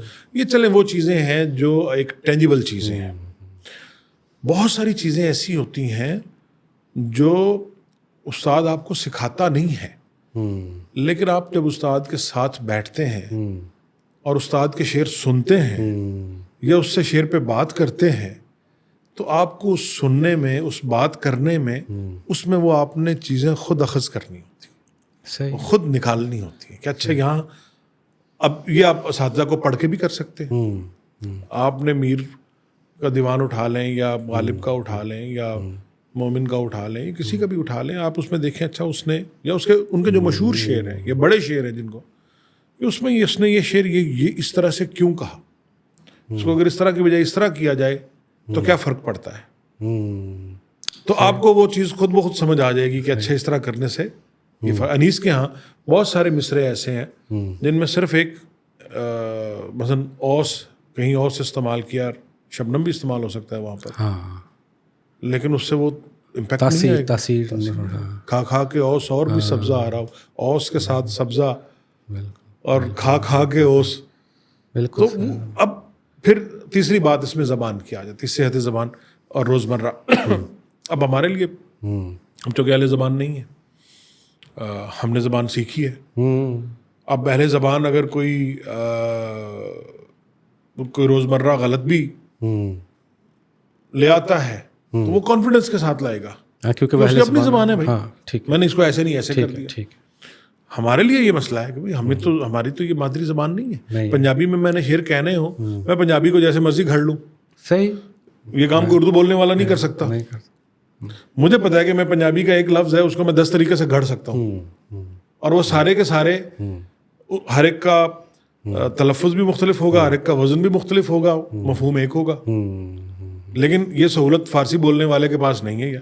اردو کا یہی معاملہ ہے کہ اس میں جو لفظ, اچھا اردو فارسی نہیں ہے, یہاں پہ بھی ایک بڑا, یعنی اردو کو گو کہ بذات خود کوئی زبان نہیں ہے, لیکن اس کے اہل زبان موجود ہیں, ٹھیک ہے, جنہوں نے اس کے اوپر اپنا حق جما لیا. ٹھیک ہے. تو اب ہمیں وہ بھی پھر دیکھنا پڑتا ہے کہ اچھا اب ہم اپنا کوئی تجربہ نہیں کر سکتے. اگر ہم اپنا تجربہ کرتے ہیں تو وہ پھر ایک اگین رسک ہے کہ آپ اس رسک میں کہ وہ تجربہ کس حد تک کامیاب ہوتا ہے. اس میں ظفر اقبال صاحب کی مثال ہمارے سامنے ہے, اس میں اور بہت سارے لوگوں, انہوں نے زبان کے اندر تبدیلیاں کی, لفظوں کے اندر تبدیلیاں کی, مضامین کے اندر انہوں نے ہر طرح سے اپنی وہ کچھ جگہوں پر وہ کامیاب ہوئے, کچھ جگہوں پر کامیاب نہیں ہوئے. تو یہ وقت تو آنے والا وقت ابھی فیصلہ کرے گا کہ ان کی ٹریٹمنٹ کو کتنی قبولیت, کیونکہ تجربہ کوئی بھی ہو اس کی کامیابی یا ناکامی کا انحصار اس کی قبولیت پر ہے. جی ہاں, اور مقبولیت پر ہے. جو مقبول ہو جائے وہ کامیاب ہے. غلط تلفظ مقبول ہو گئے ہوئے ہیں, اب وہ غلط چل رہے ہیں. اچھا, آپ نے کہا کہ یہ سیلف لرننگ سے بھی سیکھا جا سکتا ہے, ضروری نہیں کہ کوئی ایک باقاعدہ استاد. دیکھیں شاعری میں تو سیلف لرننگ آپ کی بنیادی لرننگ ہے. شاعری کوئی ایسا فیلڈ نہیں ہے کہ آپ خود نہیں سیکھتے اور آپ نے کسی سے سیکھنا ہے. اگر آپ خود نہیں سیکھتے آپ کسی سے بھی کچھ نہیں سیکھ سکتے. آپ کے اپنے اندر اس کو ایبزارب کرنے کی اگر کیپیسٹی نہیں ہے, دوسرا جو بھی اس کو استاد کہہ لے یا کوئی اور کہہ لے, وہ صرف اس کو جلا بخشتا ہے, لیکن وہ صلاحیت آپ کے اندر ہونی چاہیے. اچھا, یعنی کہ جو لوگ کہتے ہیں کہ میں بے استاد ہوں, کسی سے نہیں سیکھا, وہ بھی پہ ٹھیک ہے. ہاں, یہ ہر ایک کے اندر دیکھیں, غالب سب سے بڑی مثال غالب ہے. اب غالب کہتا ہے کہ میرا کوئی استاد نہیں ہے. اس نے پھر جب دلی والوں نے اس کو تانا دیا کہ تم بے استادے ہو, تو اس نے پھر ایک فرضی استاد گھڑ بھی لیا. تو لیکن وہ تاریخ بتاتی ہے کہ وہ استاد کہیں ایگزسٹ نہیں کرتا تھا. لیکن اس میں پھر وہی بات آ گئی کہ آپ کا ماحول, آپ کس ماحول میں, اور دوسری جو سب سے بڑی چیز آپ کی کمٹمنٹ. آپ کتنے کمیٹڈ ہیں شعر. اگر شعر آپ کا اوڑھنا بچھونا ہے, مشاعرہ نہیں, مشاعرے کی بات نہیں کر رہا, صحیح ہے, شعر کی بات کر رہا. یہ آپ نے بڑی گہری بات کی. مشاعرے میں شعر میں واقعی بہت فرق ہے. شعر آپ کا اوڑھنا بچھونا ہے, شعر کے ساتھ آپ کی کمٹمنٹ ہے, ادب کے ساتھ. شعر دیکھیں, شعر اور غزل کا شعر ادب کی اعلیٰ ترین فارم ہے. 2 مصروں میں آپ نے ایک پورا مضمون باندھنا ہے, اور اپنے تاثیر اور تاثر کے ساتھ باندھنا ہے. نظم میں آپ کے پاس گنجائشیں ہیں, نظم میں آپ کے پاس مصرے بھی لمبے چھوٹے ہوگا. اب تو مصرے وزن میں ہونے بھی ضروری نہیں ہے. اب جو نظمیں آ رہی ہیں نثری نظموں میں, تو مطلب نثری نظموں کے نام تو وہ تو مطلب اس میں تو اچھا, اس میں بھی میں ذاتی تو بہت سارے لوگ اس کے مخالف ہیں. میں بھی, آپ جنرلی تو مخالف ہی کہہ لیں آپ, لیکن اس میں بھی اگر مضمون اتنا اسٹرانگ ہے, اس میں بات اتنی بڑی ہے اور اس انداز سے کہی گئی ہے, وہ چاہے وزن میں ہے یا نہیں ہے, متاثر کرتی ہے, تو وہ شاعری ہے. شاعری کی ڈیفینیشن جو تھی, وہ بڑا مشہور عربی شاعر تھا فرزدق. جی, فرزدق جی. تو اس کے بچے کو بھیڑ نے کاٹ لیا. تو وہ بچہ بھاگتا ہوا آیا, تو اس نے کہا کہ وہ مجھے اس نے کاٹ لیا. اسے بھیڑ کا نام نہیں آتا تھا. تو اس نے اس سے پوچھا کہ کس نے کاٹ لیا. تو اس نے وہ اس کی جو, اب اس کا نام نہیں آتا, اس نے اس کے پروں کی مثال دی کہ اس کے پر اس طرح کے تھے کہ وہ ان کے اوپر دھاریاں یعنی چادریں بنی ہوئی تھیں. اور وہ تو وہ کہنے لگا یہ شاعری ہے, یہ شاعری ہے. صحیح. یعنی وہ جملہ, وہ لفظ جو آپ کی جمالیات کو کی تسکین کرتا ہے اور آپ کی ایک روحانی ارتفاع کا باعث بنتا ہے. چاہے وہ نثر میں ہے, چاہے وہ آزاد نظم ہے, چاہے غزل میں ہے, اور اس میں ایک رمز ہے اس کے اندر, تو وہ شاعری ہے. اچھا, مشاعروں میں آپ کو پاکستان کے اندر منعقد ہونے والے مشاعروں کا ماحول کیسا لگا, اور ملک سے باہر والے مشاعروں میں کوئی ڈفرینس ہے, آئیڈینس میں ڈفرینس ہے؟ ہاں جی, ڈفرینس ہے. دیکھیں, مشاعرے زیادہ تر جو ہو رہے ہیں, انڈیا میں بہت مشاعرے ہو رہے ہیں. انڈیا کے کافی سارے مشاعروں میں گیا بھی ہوں. Dubai, U A E, Doha, Qatar وغیرہ, ابوظہبی, ادھر بھی مشاعرے ہو رہے ہیں. پھر مشاعرے ہو رہے ہیں آپ کے یورپ میں, انگلینڈ وغیرہ, فرانس, اور پھر امریکہ میں اور آسٹریلیا میں. ملک کے اندر کا سامع زیادہ اچھا لگتا ہے آپ کو یا ملک کے باہر کا؟ مشاعروں کی قسم پہ ڈپینڈ کرتا ہے. دیکھیں, مشاعرے بہت سی قسموں کے ہیں. ایک مشاعرہ ہے جس کی آڈینس جو ہے ہزاروں میں ہے, ٹھیک ہے. اب وہاں پر آپ وہ چیز سنائیں گے جو فوراً آڈینس کو سمجھ آ جائے, جس کے لیے آڈینس کو سوچنا نہ پڑے, تو وہاں وہ چیز کامیاب ہے. ٹھیک ہے, ٹھیک ہے, یعنی سادہ عام فہم شاعری ہے. اب یہ کام ہو رہا ہے انڈیا کے اندر جو بڑے لیول کے مشاعرے ہیں, ہاں, جنہیں 10,000 10,000 15,000 20,000 بندہ ہوتا ہے, تو وہاں پر آپ نہیں. پاکستان میں وہ مشاعرے جو یونیورسٹیز میں بھی ہو رہے ہیں, ان میں بھی ہزاروں کی تعداد میں ہو رہا ہے, یا یہ جو بڑے فیسٹیولز اب ہو رہے ہیں, لٹریری فیسٹیولز ہو رہے ہیں, یا جو یہ مشاعرے کروا رہے ہیں جن میں ہزاروں کی تعداد میں, وہاں یہ ہوتا ہے. تو اس میں تو یہ معاملہ, اچھا, یہ اس طرح کے مشاعرے آپ کو امریکہ میں, یورپ میں, آسٹریلیا میں نہیں ملیں گے. وہاں پہ سارے بازوق افراد شرکت کریں. وہاں آپ کو شعر سننے کے لیے صرف وہ بندہ آئے گا جو شعر سننا چاہتا ہے. ہوٹنگ کرنے کے لیے, ہلڑ بازی کے لیے, فن کے لیے, تفریح طبع کے لیے, ڈیٹنگ کے لیے وہ نہیں آئے گا مشاعرے پہ. یہ کام یہاں پر ہو رہا ہے, یونیورسٹیز میں ہو رہا ہے, بڑے مشاعروں میں ہو رہا ہے, انڈیا میں ہو رہا ہے. تو وہاں وہ مطلب ایک کراچی میں تو وہ مشاعرہ جو بہت بڑا مشاعرہ ہوتا ہے, جس کو عالمی مشاعرہ ساکنان شہر قائد والا ہوتا ہے, اس میں تو ابھی بھی اور ایک زمانے میں بھی لوگ کھانے پکانے کا سامان بھی ساتھ لے آتے ہیں, ادھر ہی کھا رہے ہیں, اور ادھر ہی وہ پکنک بھی چل رہی ہے, اور ادھر بھی وہ, تو وہ ظاہر ہے اب اس میں آپ اگر کہیں کہ جی اس میں اعلیٰ معیار کی شاعری سننے کو ملے گی, یا اگر کوئی بدقسمت آدمی سنا دیتا ہے وہاں پر, تو اسے یہ توقع ہو کہ مجھے کوئی رسپانس مل جائے گا, تو وہ پاسبل نہیں ہے. وہاں سیدھی جو اچھا, لیکن پاکستان کے اندر جو نشستیں ہیں, یا جو ایون 200, 250, 300, 400 لوگوں تک کی بھی جو آڈینس ہے, جو کلوزڈ ہال کے اندر ہے, اور وہ آڈینس میچور لوگوں کی ہے, ان کا بڑا اچھا ذوق ہے. صحیح, بہت اچھا ذوق ہے, اور وہ اپریشیٹ کرتے ہیں, سنتے ہیں. لائک وائز انڈیا میں. لیکن آئیڈیل جو, یعنی جس کو سنجیدہ ادب یا سنجیدہ شاعری سننے کے لیے جو آئیڈیل ماحول ہوتا ہے, وہ 30, 40, 50 بندوں کی گیدرنگ ہوتی ہے. بالکل صحیح, بالکل صحیح. وہ اس سے زیادہ میں پھر آپ جو ہے نا, جیسے آپ موسیقی بھی دیکھ رہے ہیں نا, اب آپ نے اگر استاد سلامت علی خان کو سننا ہے, یا استاد امانت علی خان کو سننا ہے, یا ان کو سننا ہے, اب ان بیچاروں کو اگر آپ لا کے بٹھا دیں گے 5,000, 10,000 کے مجمع میں کہ جی سلامت علی صاحب آپ ذرا یہاں پر اپنا راگ سنائیں, کہ ٹھمری سنائیں, تو وہ تو جوتے اٹھا کے ماریں گے. صحیح ہے, تو وہاں پر تو ابرار الحق چلے گا. جی ہاں, صحیح, ٹھیک ہے, صحیح. کنے جانا دلوں کا. یہ بڑی اچھی مثال دی آپ نے.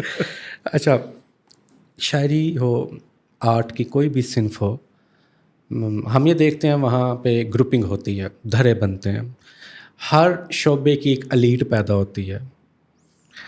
شاعری میں بھی ہے, گروپنگ ہے, بے شک, ہر زمانے میں رہی ہے.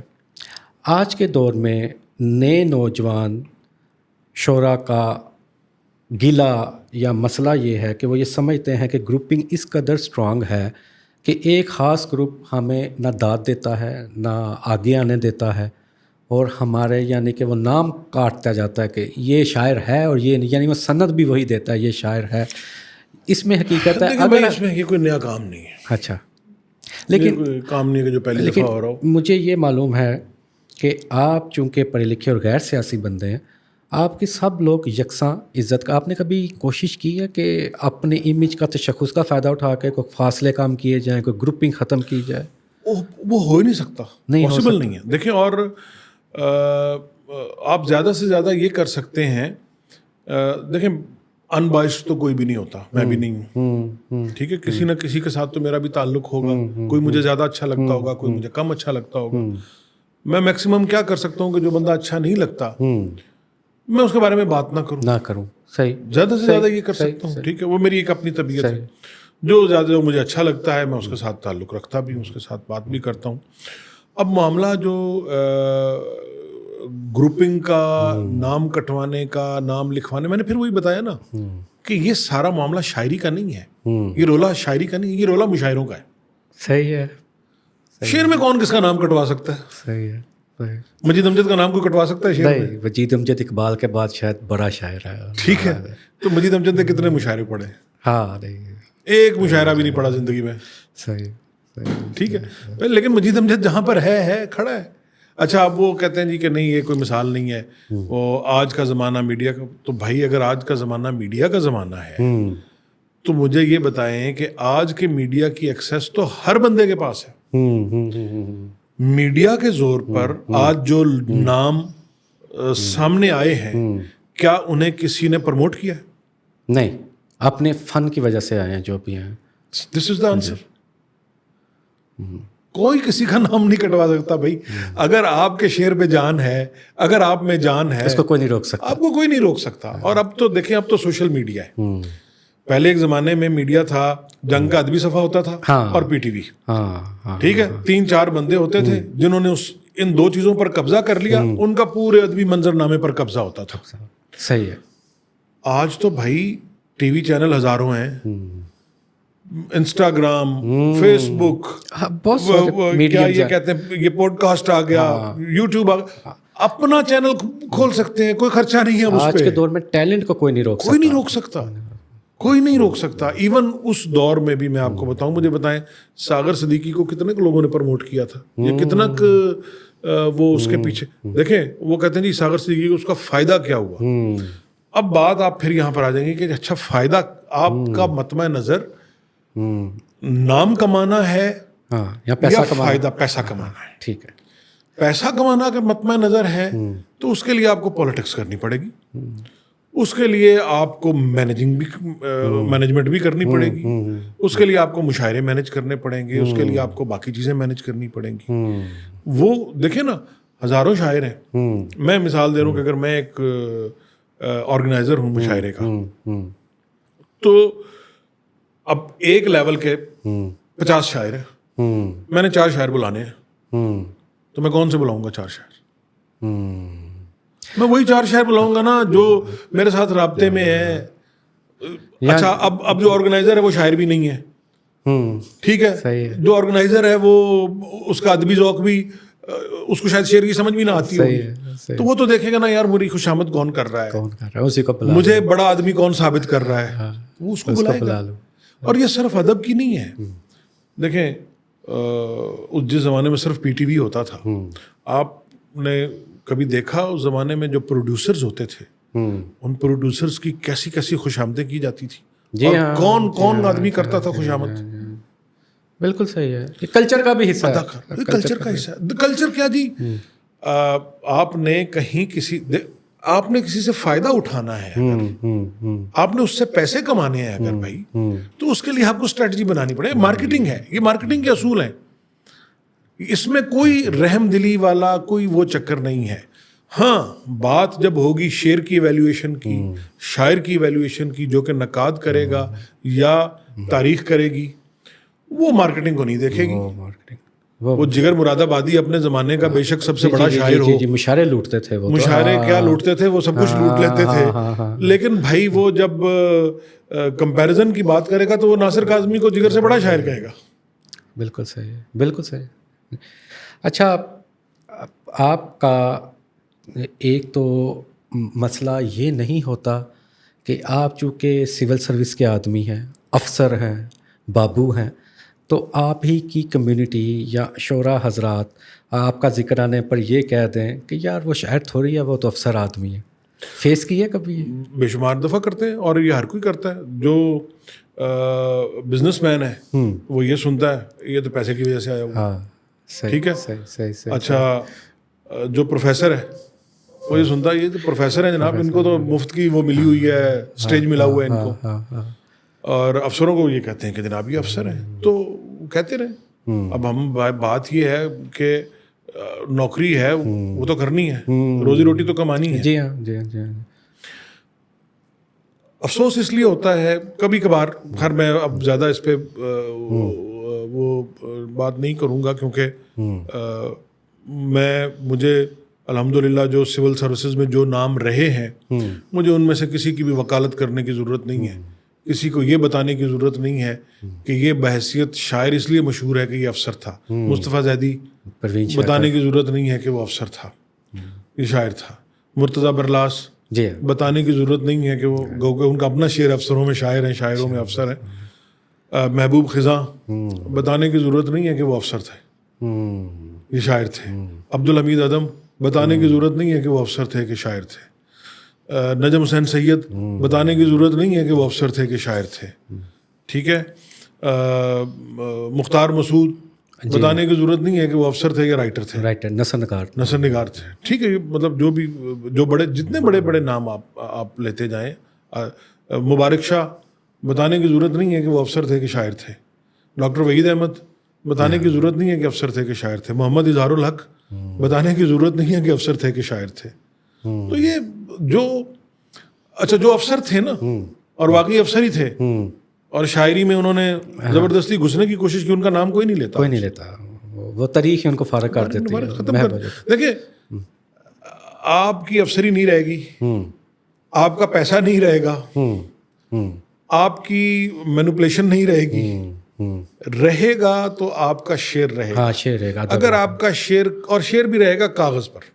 دیکھیں جب تک میں موجود ہوں، جب تک میں شعر سنا رہا ہوں، اس کے پیچھے میری شخصیت بھی ہے، اس کے پیچھے میرا انداز بھی ہے، اس کے پیچھے میرا ایک اوور آل ایک پورا پیکج ہوتا ہے نا. مطلب اب جب میں نہیں رہوں گا تو شعر تو میرا صرف کاغذ پہ ہوگا نا، یا سکرین پہ ہوگا. اگر وہ وہاں پر کاغذ پر اور سکرین پر اپنے آپ کو جسٹیفائی کر سکتا ہے تو میں ہوں. اگر نہیں کر سکتا تو میں چاہے ہزاروں کے مشاعروں میں 10 گھنٹے میرے نام کے نعرے بجتے رہیں، میں اگر کاغذ پر نہیں ہوں تو میں نہیں. اچھا یہ اپنے انداز کی بات کی، آپ کیا محسوس کرتے ہیں؟ آپ کو یہ نہیں لگتا کہ جان ایلیا اگر مخصوص انداز نہ اپناتے تو شاید آج اتنے پاپولر نہ ہوتے؟ ان کی انداز، شاعری میں تو کوئی شک نہیں بہت اچھی ہے، لیکن انداز بھی ایک فیکٹر تھا ان کو. بالکل ہوتا ہے، بالکل یقیناً ہوتا ہے انداز ایک فیکٹر. لیکن میں آپ کو اپنی ذاتی مثال دیتا ہوں کہ میں نے ویڈیوز تو یہ خیر ان کی اب وائرل ہو رہی ہیں، اور اس پہ جان پہ میں نے جان کو پہلی دفعہ کاغذ پہ پڑھا تھا، یا ان کے انشائیے پڑھے تھے جو اس میں آتے تھے سب رنگ میں یا میرے خیال اس میں سب رنگ میں آتے تھے. اور پھر ان کا میں نے جو شاید آئی تھی جب، تو میں نے وہ شاید پڑھی تھی، اور پڑھی نہیں تھی، میں نے بسر کیا تھا. یعنی ایک غزل کے ساتھ ہم نے کئی دن گزارے تھے. میرا تو مطلب میری تو ایسی طبیعت ہے، میں کبھی حافظ کی کوئی غزل پڑھ لوں نا یا سعدی کی، تو میں مہینہ اس غزل کے ساتھ بسر کرتا ہوں. تو جو ہمارے اردو کے جو بڑے شاعر ہیں، یا جو بڑے اقبال ہے، غالب ہے، ایک مصرے کے ساتھ آپ پورا مہینہ کئی دن بسر کرتے ہیں. اچھا نظم کی طرف آپ نہیں اتنا متوجہ ہوا؟ شروع میں ہوا تھا. شروع میں مجھے نظم اٹریکٹ بھی کی تھی، اور مجھے نظمیں یاد بھی بڑی تھی، اور میں نے کچھ نظمیں کہیں بھی. لیکن وہ مجھے خود ذاتی طور پر یہ فیل ہوا کہ اس میں چونکہ وہ جیسے میں نے پہلے بتایا نا، وہ ایک لیفٹ کا بھی اثر تھا، اور ساحر کا اور فیض کا اثر زیادہ تھا. ابھی بھی ہے اگر میں لیفٹ کے نظریات کا 50-50. تو آپ مطلب اگر میں اس کے مذہب کے نظریات کو نکال دوں تو میرا خیال ہے کہ جو اس کا ایک social setup social structure جو ہے میں اس سے ایگری کرتا ہوں. سر لیفٹ کے آپ سوشل جو بھی نظریات ہیں اسے ایگری کرتے ہیں, تو سول سروس میں آپ جاب کیسے کر رہے ہیں؟ آپ اپنے دل کو کیسے سیٹسفائی کرتے ہیں کہ میں کس نظام کا حصہ ہوں؟ اور پھر میں ایک شاعر ہوں, سینسٹیو ہوں. یہ بنیادی سوال تھا جب میں نے سول سروسز جوائن کرنے کا فیصلہ کیا نا. ہاں, تو یہ پہلا سوال تھا جو میرے سامنے, جو میں نے خود اپنے سامنے رکھا کہ میں اپنے آپ کو کیسے جسٹیفائی کروں گا. اور ہمارا ایک دوست ہے, فوت ہو گیا, اللہ اسے جنت نصیب کرے, تنویر لاریب, میرا کلاس فیلو تھا, وہ پنڈی بٹیا کا تھا. تو میرے ساتھ بڑا فرینک تھا. اسے پتا چلا کہ میں سی ایس ایس دے رہا ہوں تو وہ لڑنے لگا. یار ہم تو ساری زندگی ان کے خلاف لڑتے رہے اور ان سے, تو ادھر کیوں جانا چاہ رہا ہے؟ میں نے یار جن سے تم ساری زندگی لڑ رہے ہو, اگر تم خود ان کی جگہ تمہیں بٹھا دیا جائے تو تم ان جیسا پرفارم کرو گے کیا بہتر کر لو یا بہتر کرو گے؟ کم از کم جہاں تم بیٹھے ہوگے ادھر تو تبدیلی آئے. جتنی جورسڈکشن تمہاری ہوگی وہاں پر تو تمہیں لڑنے کی ضرورت نہیں پڑے گی. میں نے کہا یہ دیکھو, یہ بڑے اچھے آئیڈیاز ہیں, بڑے فیسینیٹ کرتے ہیں انقلاب کے آئیڈیاز. انقلاب کے بعد کا سیٹ اپ کیا ہوگا؟ آج آپ لے آتے ہیں انقلاب, آ گیا انقلاب, اب اس کے بعد آپ نے کیا کرنا ہے؟ کیا آپ نے کوئی نظام نہیں بنانا؟ کیا بغیر نظام کے چلے گا ملک؟ اگر نظام کے ساتھ ہی چلے گا تو اس نظام کو چلانے والے پھر وہی ہوں گے. بالکل صحیح. بیوروکریسی کا لفظی مطلب کیا ہے؟ کہ وہ ایک ایسی ہائرارکی ہے جس نے پبلک پالیسی کو امپلیمنٹ کرنا ہے. اب پالیسی کیا آ رہی ہے, اس کو امپلیمنٹ کرنے والے کا اس میں عمل دخل کتنا ہے, یہ ایک الگ بحث ہے. لیکن آپ ایک نظام کو ہٹا کے دوسرا نظام لے آئیں گے تو اس نظام کو بھی تو کسی نے لاگو کرنا ہے نا. بالکل. قدرت اللہ صاحب نے یہی لکھا تھا کہ بیوروکریسی کا سبسٹیچیوٹ بھی بیوروکریسی ہے. آپ گورنر نہ رکھیں نام, آپ عمال رکھ دیں, صحیح, عامل رکھ دیں نام اس کا, ٹھیک ہے, فنکشن تو وہی ہے, بات تو وہی ہے. تو میں نے کہا کہ میں نے اپنے آپ کو یہ سوچا ہے کہ اگر میں سارے نظام کو نہیں بدل سکتا, ایک بندہ سارے نظام کو بدل بھی نہیں سکتا, اور ایک بندے کو شاید یہ ذمہ داری لینی بھی نہیں چاہیے سارے نظام کو بدلنے کی. میں نے کہا میرا ذاتی فلسفی یہ ہے کہ ہر بندے کو اپنی ذمہ داری لینی چاہیے کہ جو اس کی جیورسڈکشن ہے اس کو وہ اپنے آئیڈیل کے مطابق بنائے. سر, آڈیٹر جنرل آف پاکستان کا جو آفس ہے وہ ایسا آفس ہے کہ آپ بہتر جانتے ہوں گے پاکستان میں ادارے جو اور ان میں موجود افراد کی کرپشن. آپ کو یہ نہیں محسوس ہوتا کہ جس طرح ایف پی آر ہے, باقی ادارے ہیں, آپ کا آفس بھی اور اس کا عملہ بھی کرپشن میں ملوث ہے؟ دیکھیے, کرپشن جو ہے وہ ایک یونیورسل فینومینا ہے. میرا نہیں خیال کہ اس وقت دنیا کا کوئی خطہ ایسا ہو جہاں پہ کرپشن نہ ہو. ٹھیک ہے. تاریخ کا کوئی دور ایسا ہو جس دور میں کرپشن نہ رہی ہو. جو چیز میٹر کرتی ہے وہ میٹر کرتی ہے کرپشن کا میگنیچیوڈ, کہ کرپشن کس لیول پر ہو رہی ہے, ٹھیک, کون کر رہا ہے, اور دوسری چیز کہ کرپشن کو معاشرے میں کتنا برا سمجھا جاتا ہے. بنیادی چیز, کیا معاشرہ کرپشن کے خلاف ہے یا معاشرہ کرپشن پہ مجبور کر رہا ہے؟ نہیں, ویسے میرے خیال میں مجبور کر رہا ہے, خلاف کوئی نہیں, یہ سیاسی نعروں میں خلاف ہیں بس. ٹھیک ہے. دیکھیں, ایک عام آدمی کی بھی میں مثال لیتا ہوں نا. آپ اس میں کہیں گے جی یہ نظام کا مسئلہ, یہ فلانا مسئلہ. ہم نے بینک میں بھی جانا ہو نا, کوئی بل بھی جمع کروانا ہو, تو ہماری کوشش ہوتی ہے ہم پہلے وہاں پہ کسی سے رابطہ کر لیں, جی, ہمیں لائن میں نہ لگنا پڑے. بالکل. ہمیں ہاسپٹل جانا ہے, ہم کہیں ہمیں لائن میں نہیں لگنا, ہمیں آؤٹ آف دا وے کوئی بندہ ہمیں فیسیلیٹیٹ کر دے, اور اس کے لیے ہم پے کرنے کے لیے بھی تیار ہوتے ہیں. ایک تو ہے یہ کرپشن آسائش کی حد تک. ایک کرپشن وہ ہے جو آپ کے ملک کو گراسلی ڈیمیج کرتی ہے, یعنی وہ ملک کی بنیاد کو ہلا دیتی ہے. وہ ہزاروں کروڑوں لوگوں پر اس کا ایفیکٹ آتا ہے ایک بندے کو فیسیلیٹیٹ کرنے کے لیے. صحیح. وہ ظلم ہے. تو کرپشن ہر جگہ پر ہے. کرپشن کو روکنے والے محکمے بھی ہر جگہ پر ہیں, دنیا میں ہر جگہ پر ہے.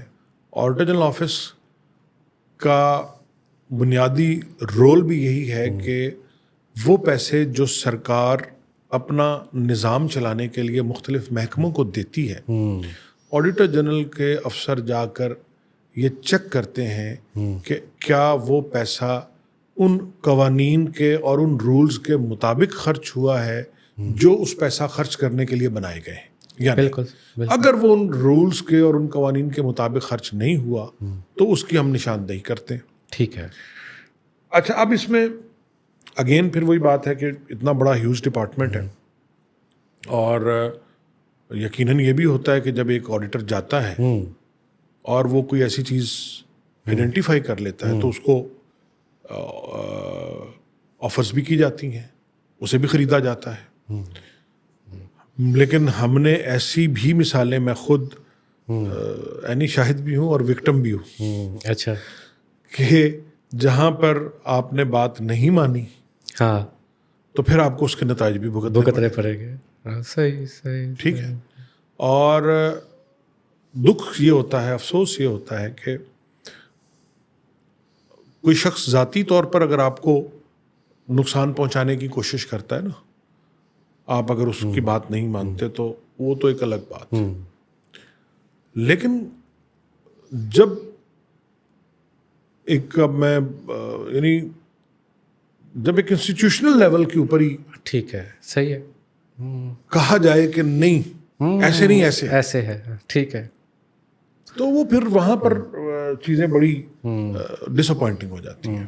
یعنی اور پھر آپ کو پھر بھی اگر آپ پھر بھی نہیں مانتے تو پھر آپ کو اس کا نتیجہ بھی بھگتنا پڑتا ہے. یعنی آزادانہ کام کرنے کی آزادی نہیں ہے, دباؤ ہوتا ہے. کہیں بھی نہیں ہے دباؤ. ہر جگہ پر دباؤ ہوتے ہیں, ہر جگہ پر پریشرز ہوتے ہیں, اور کام کرنے کا مزہ بھی انہیں پریشرز میں ہی ہے. اچھا, آپ کے ڈپارٹمنٹ میں گریڈ 11 سے گریڈ 16 کی ترقی کے منتظر ایم فل جونیئر آڈٹس ہیں, اور وہ کافی عرصے سے ان کی کوئی پالیسی نہیں واضح ہو رہی کہ ان کو پروموشن دینی ہے یا نہیں دینی. ابھی تو پچھلے دنوں میں میرا خیال ہے میں نے تو خود میں ڈپارٹمنٹل پروموشن کمیٹی کو میں ہیڈ کرتا رہا ہوں, اور یہ میں میرا خیال ہے فیڈرل آڈٹ میں آیا ہوں 2022 میں. اچھا, ٹھیک ہے. 2019 سے 22 تک میں سی ڈی اے میں رہا ہوں. 2022 میں آیا ہوں فیڈرل آڈٹ میں, اور فیڈرل آڈٹ میں آنے کے بعد جو ہماری فیڈرل لیول کے جتنے ڈپارٹمنٹس تھے, پروونشل کا مجھے نہیں پتا, فیڈرل لیول کے جتنے ڈپارٹمنٹس کی جتنی پینڈنگ پروموشنز تھیں وہ ساری کی ساری ہم نے, بلکہ اس میں میں نے یہ کیا ہے, ایک تھوڑی ڈسکریمنیشن تھی جس پر مجھے ذاتی طور پر بہت سارے لوگ میرے پاس آئے کہ جی کامرس گریجویٹ اور نان کامرس گریجویٹ کی ڈفرینسیشن کی گئی ہے کہ کامرس گریجویٹ کو پریفر کر رہے ہیں اور نان کامرس سیٹیں خالی پڑی ہوئی ہیں, لیکن نان کامرس گریجویٹ کو یہ کہہ کے نہیں کیا جا رہا, یا کامرس گریجویٹس کو بعض جگہوں پہ یہ کہہ کے نہیں کیا جا رہا کہ یہ نان کامرس گریجویٹ کی سیٹیں ہیں. تو وہ پھر میں نے ٹیک اپ کیا آڈیٹر جنرل سے, اور میں نے کہا جی یہ ایک میری نظر میں ڈسکریمنیشن ہے. جو کامرس گریجویٹ ہے وہ بھی گریجویٹ ہے, جو نان کامرس گریجویٹ ہے وہ بھی گریجویٹ ہے. آپ نے پریفرنس دے دی, ٹھیک ہے. اب اگر کامرس گریجویٹ کے لیے 10 سیٹیں تھیں اور کامرس نان کامرس گریجویٹس کے لیے 10 سیٹیں تھیں اور 2 نان کامرس گریجویٹ اویلیبل تھے, تو 8 سیٹیں خالی پڑی ہیں. اب 8 وہ لوگ جو کامرس گریجویٹ ہیں ان کو آپ پروموٹ نہیں کر رہے, حالانکہ وہ ریلیونٹ, ان کے پاس ڈگری بھی ریلیونٹ ہے, اسٹڈی ان کی ریلیونٹ ہے. تو آپ اس کو ختم کریں. تو وہ پھر آڈیٹر جنرل صاحب نے اس کو ٹیک اپ کیا, اور انہوں نے اسٹیبلشمنٹ ڈویژن سے اس کے اوپر کلیریفیکیشن لے کے ہمیں 1 مہینہ 1.5 مہینے کا ویٹ کرنا پڑا. میں نے پینڈ کر دی ڈی پی سی. 1.5 مہینے کے بعد ان سے کلیریفیکیشن لے کے ان تمام کامرس گریجویٹس کو پروموٹ کیا, جونیئر آڈیٹر سے سینئر آڈیٹر, سینئر. تو یہ فیڈرل لیول پر تو یہ کیا ہے. ابھی آگے بھی جو ہے وہ میرا خیال اس میں تھوڑا سا ایک اور ایشو ہے جو ابھی رولز کے اندر جو امینڈمنٹس آئی تھیں 2013-14 کی جو آئی تھیں, جو مجھے یاد پڑتا ہے کہ ہم لوگ گریجویشن کر لیتے ہیں, ماسٹرز کر لیتے ہیں, M Phil P H D بھی کر لیتے ہیں, لیکن ہم ریلیونٹ فیلڈ میں نہیں کرتے. یہ تو پاکستان کا سب سے بڑا مسئلہ ہے. اچھا، ڈگری کوئی جاب کوئی. اب اس کے بعد ہم یہ کہتے ہیں کہ جی ہمیں کنسیڈر کریں اس پہ. تو یہ ایک تھوڑی سی اس میں وہ آ جاتا ہے پرابلم اس کو کنسیڈر کرنے میں کہ جب آپ کے پاس ریلیونٹ ڈگری نہیں ہوتی کہ گریجویشن ریکوائرڈ ہے, آپ نے بے شک ایم فل کیا ہوا ہے, پی ایچ ڈی کی, لیکن اگر وہ ریلیونٹ نہیں ہے ہاں تو وہ پھر کنسیڈر نہیں ہوگی. اچھا, آڈیٹر جنرل کا آفس آڈٹ رپورٹ پبلک کرتا ہے ڈپارٹمنٹس کی, کرتا ہے تو کہاں, ویب سائٹ پہ کرتا ہے, کہاں کرتا ہے؟ ابھی تو جتنی جو آڈٹ رپورٹس ہیں پچھلے تمام سالوں کی جو پبلک اکاؤنٹس کمیٹی کو پریزنٹ ہو چکی ہوئی ہیں وہ ساری کی ساری آڈیٹر جنرل آف پاکستان کی ویب سائٹ پر اویلیبل ہے, سوائے ان رپورٹس کے کہ جن کو فیڈرل گورنمنٹ کلاسیفائڈ ڈکلیئر کر دیتی ہے.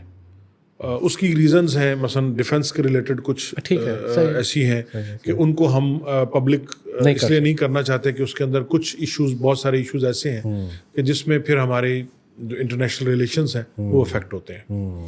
تو وہ پھر ہم نے اس پہ وہ شروع میں کی تھی, وہ پھر ہٹا دی ہوئی ہیں ابھی باقی. لیکن اس کے علاوہ جو جنرل فائنینشیل رولز کے حوالے سے یا جنرل ڈپارٹمنٹس کے حوالے سے وہ تمام آڈٹ رپورٹس جو پریزیڈنٹ کو پیش ہو چکی ہیں اور پارلیمنٹ میں لے ہو چکی ہیں وہ پبلک ہے, اور ان کو چونکہ وہ ہر رپورٹ کی کاپی سینیٹر اور ایم این ایز کو اور ایم پی ایس کو جاتی ہے تو وہ ویسی پبلک ہو گئی.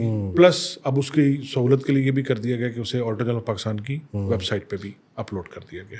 جو آپ کے ڈپارٹمنٹ کے کام کرنے کا ورک فلو ہے یا جو طریقہ کار ہے, آپ سمجھتے ہیں عالمی معیار کے مطابق ہے یا آپ اس سے پیچھے ہیں؟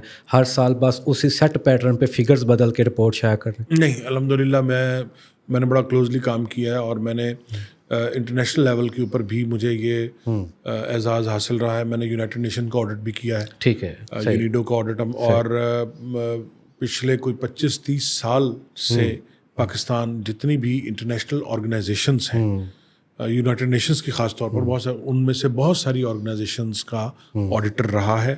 اور ہماری وہ آڈٹ رپورٹس جو ہیں وہ یو این میں پریزنٹ بھی ہوتی ہیں, جنرل اسمبلی میں بھی پریزنٹ ہوتی ہیں, اور الحمدللہ وہ کسی بھی طرح سے انٹرنیشنل معیار سے کم نہیں ہیں. جو ہماری اپنی رپورٹس ہیں, جو ہماری اپنی آڈٹ کا, وہ ہم جو انٹرنیشنل آڈیٹنگ اسٹینڈرڈس ہیں انہی کو ہم فالو کر رہے ہیں, اور انہی کے مطابق ابھی ہم نے سارا جو اس کی ورک فلو اور پورا آرگنائزیشنل اسٹرکچر اور پوری رپورٹ کا جو رپورٹ رائٹنگ کا بھی جو میکانزم ہے اس کو بھی ہم نے انٹرنیشنل اسٹینڈرڈ کے مطابق کیا. بلکہ ابھی لیٹسٹ ہمارا ورلڈ بینک کے ساتھ ایک پروجیکٹ چل رہا تھا جس میں ورلڈ بینک نے ہماری تمام رپورٹس کی اسٹینڈرڈائزیشن کے حوالے سے ایک ایویلویشن کی ہے اور اس پہ ورک شاپس کروائی ہیں.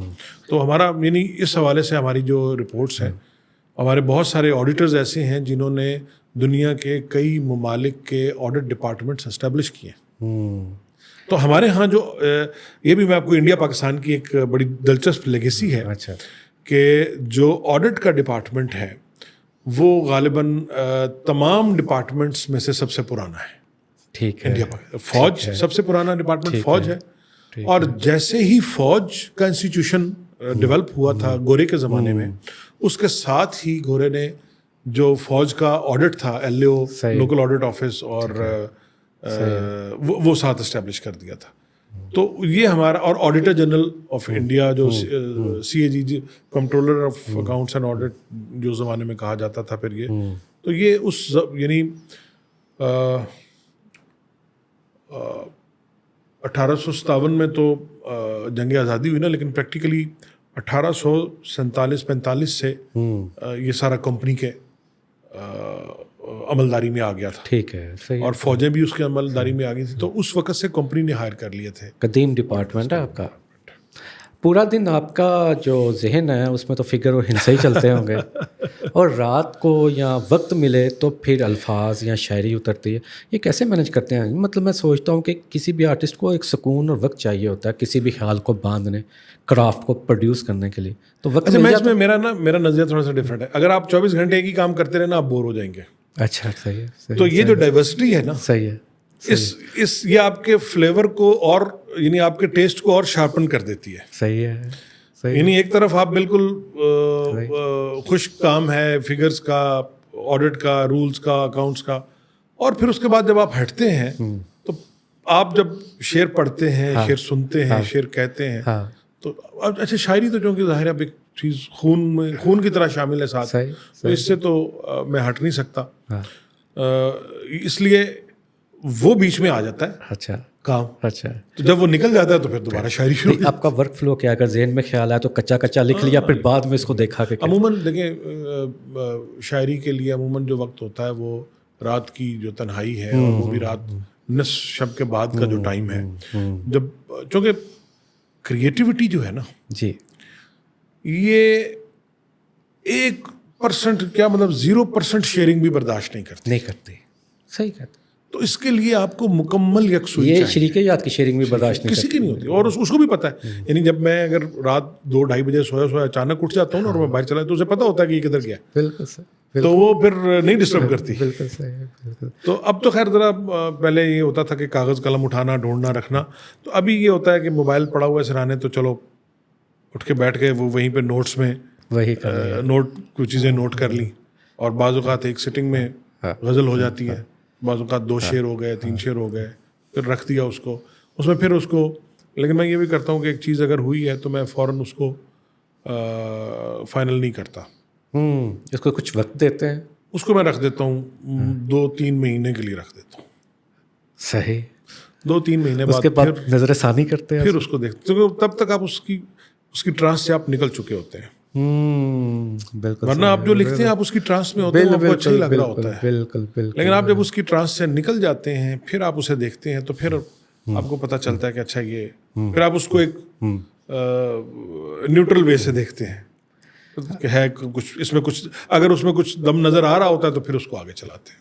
اچھا, آپ پی ٹی وی پہ پروگرام سخنور کے ہوسٹ بھی ہیں, یہ خیال کیسے آیا, مطلب اچھا لگا آپ کو کہ میں اسکرین پہ آؤں, پروگرام ہوسٹ کروں؟ اور یہ سخنور غالباً پہلے پروین شاکر صاحبہ بھی کبھی کرتی رہی ہیں, اور یہی فارمیٹ ہوتا تھا شاعروں اور ادیبوں کے ساتھ.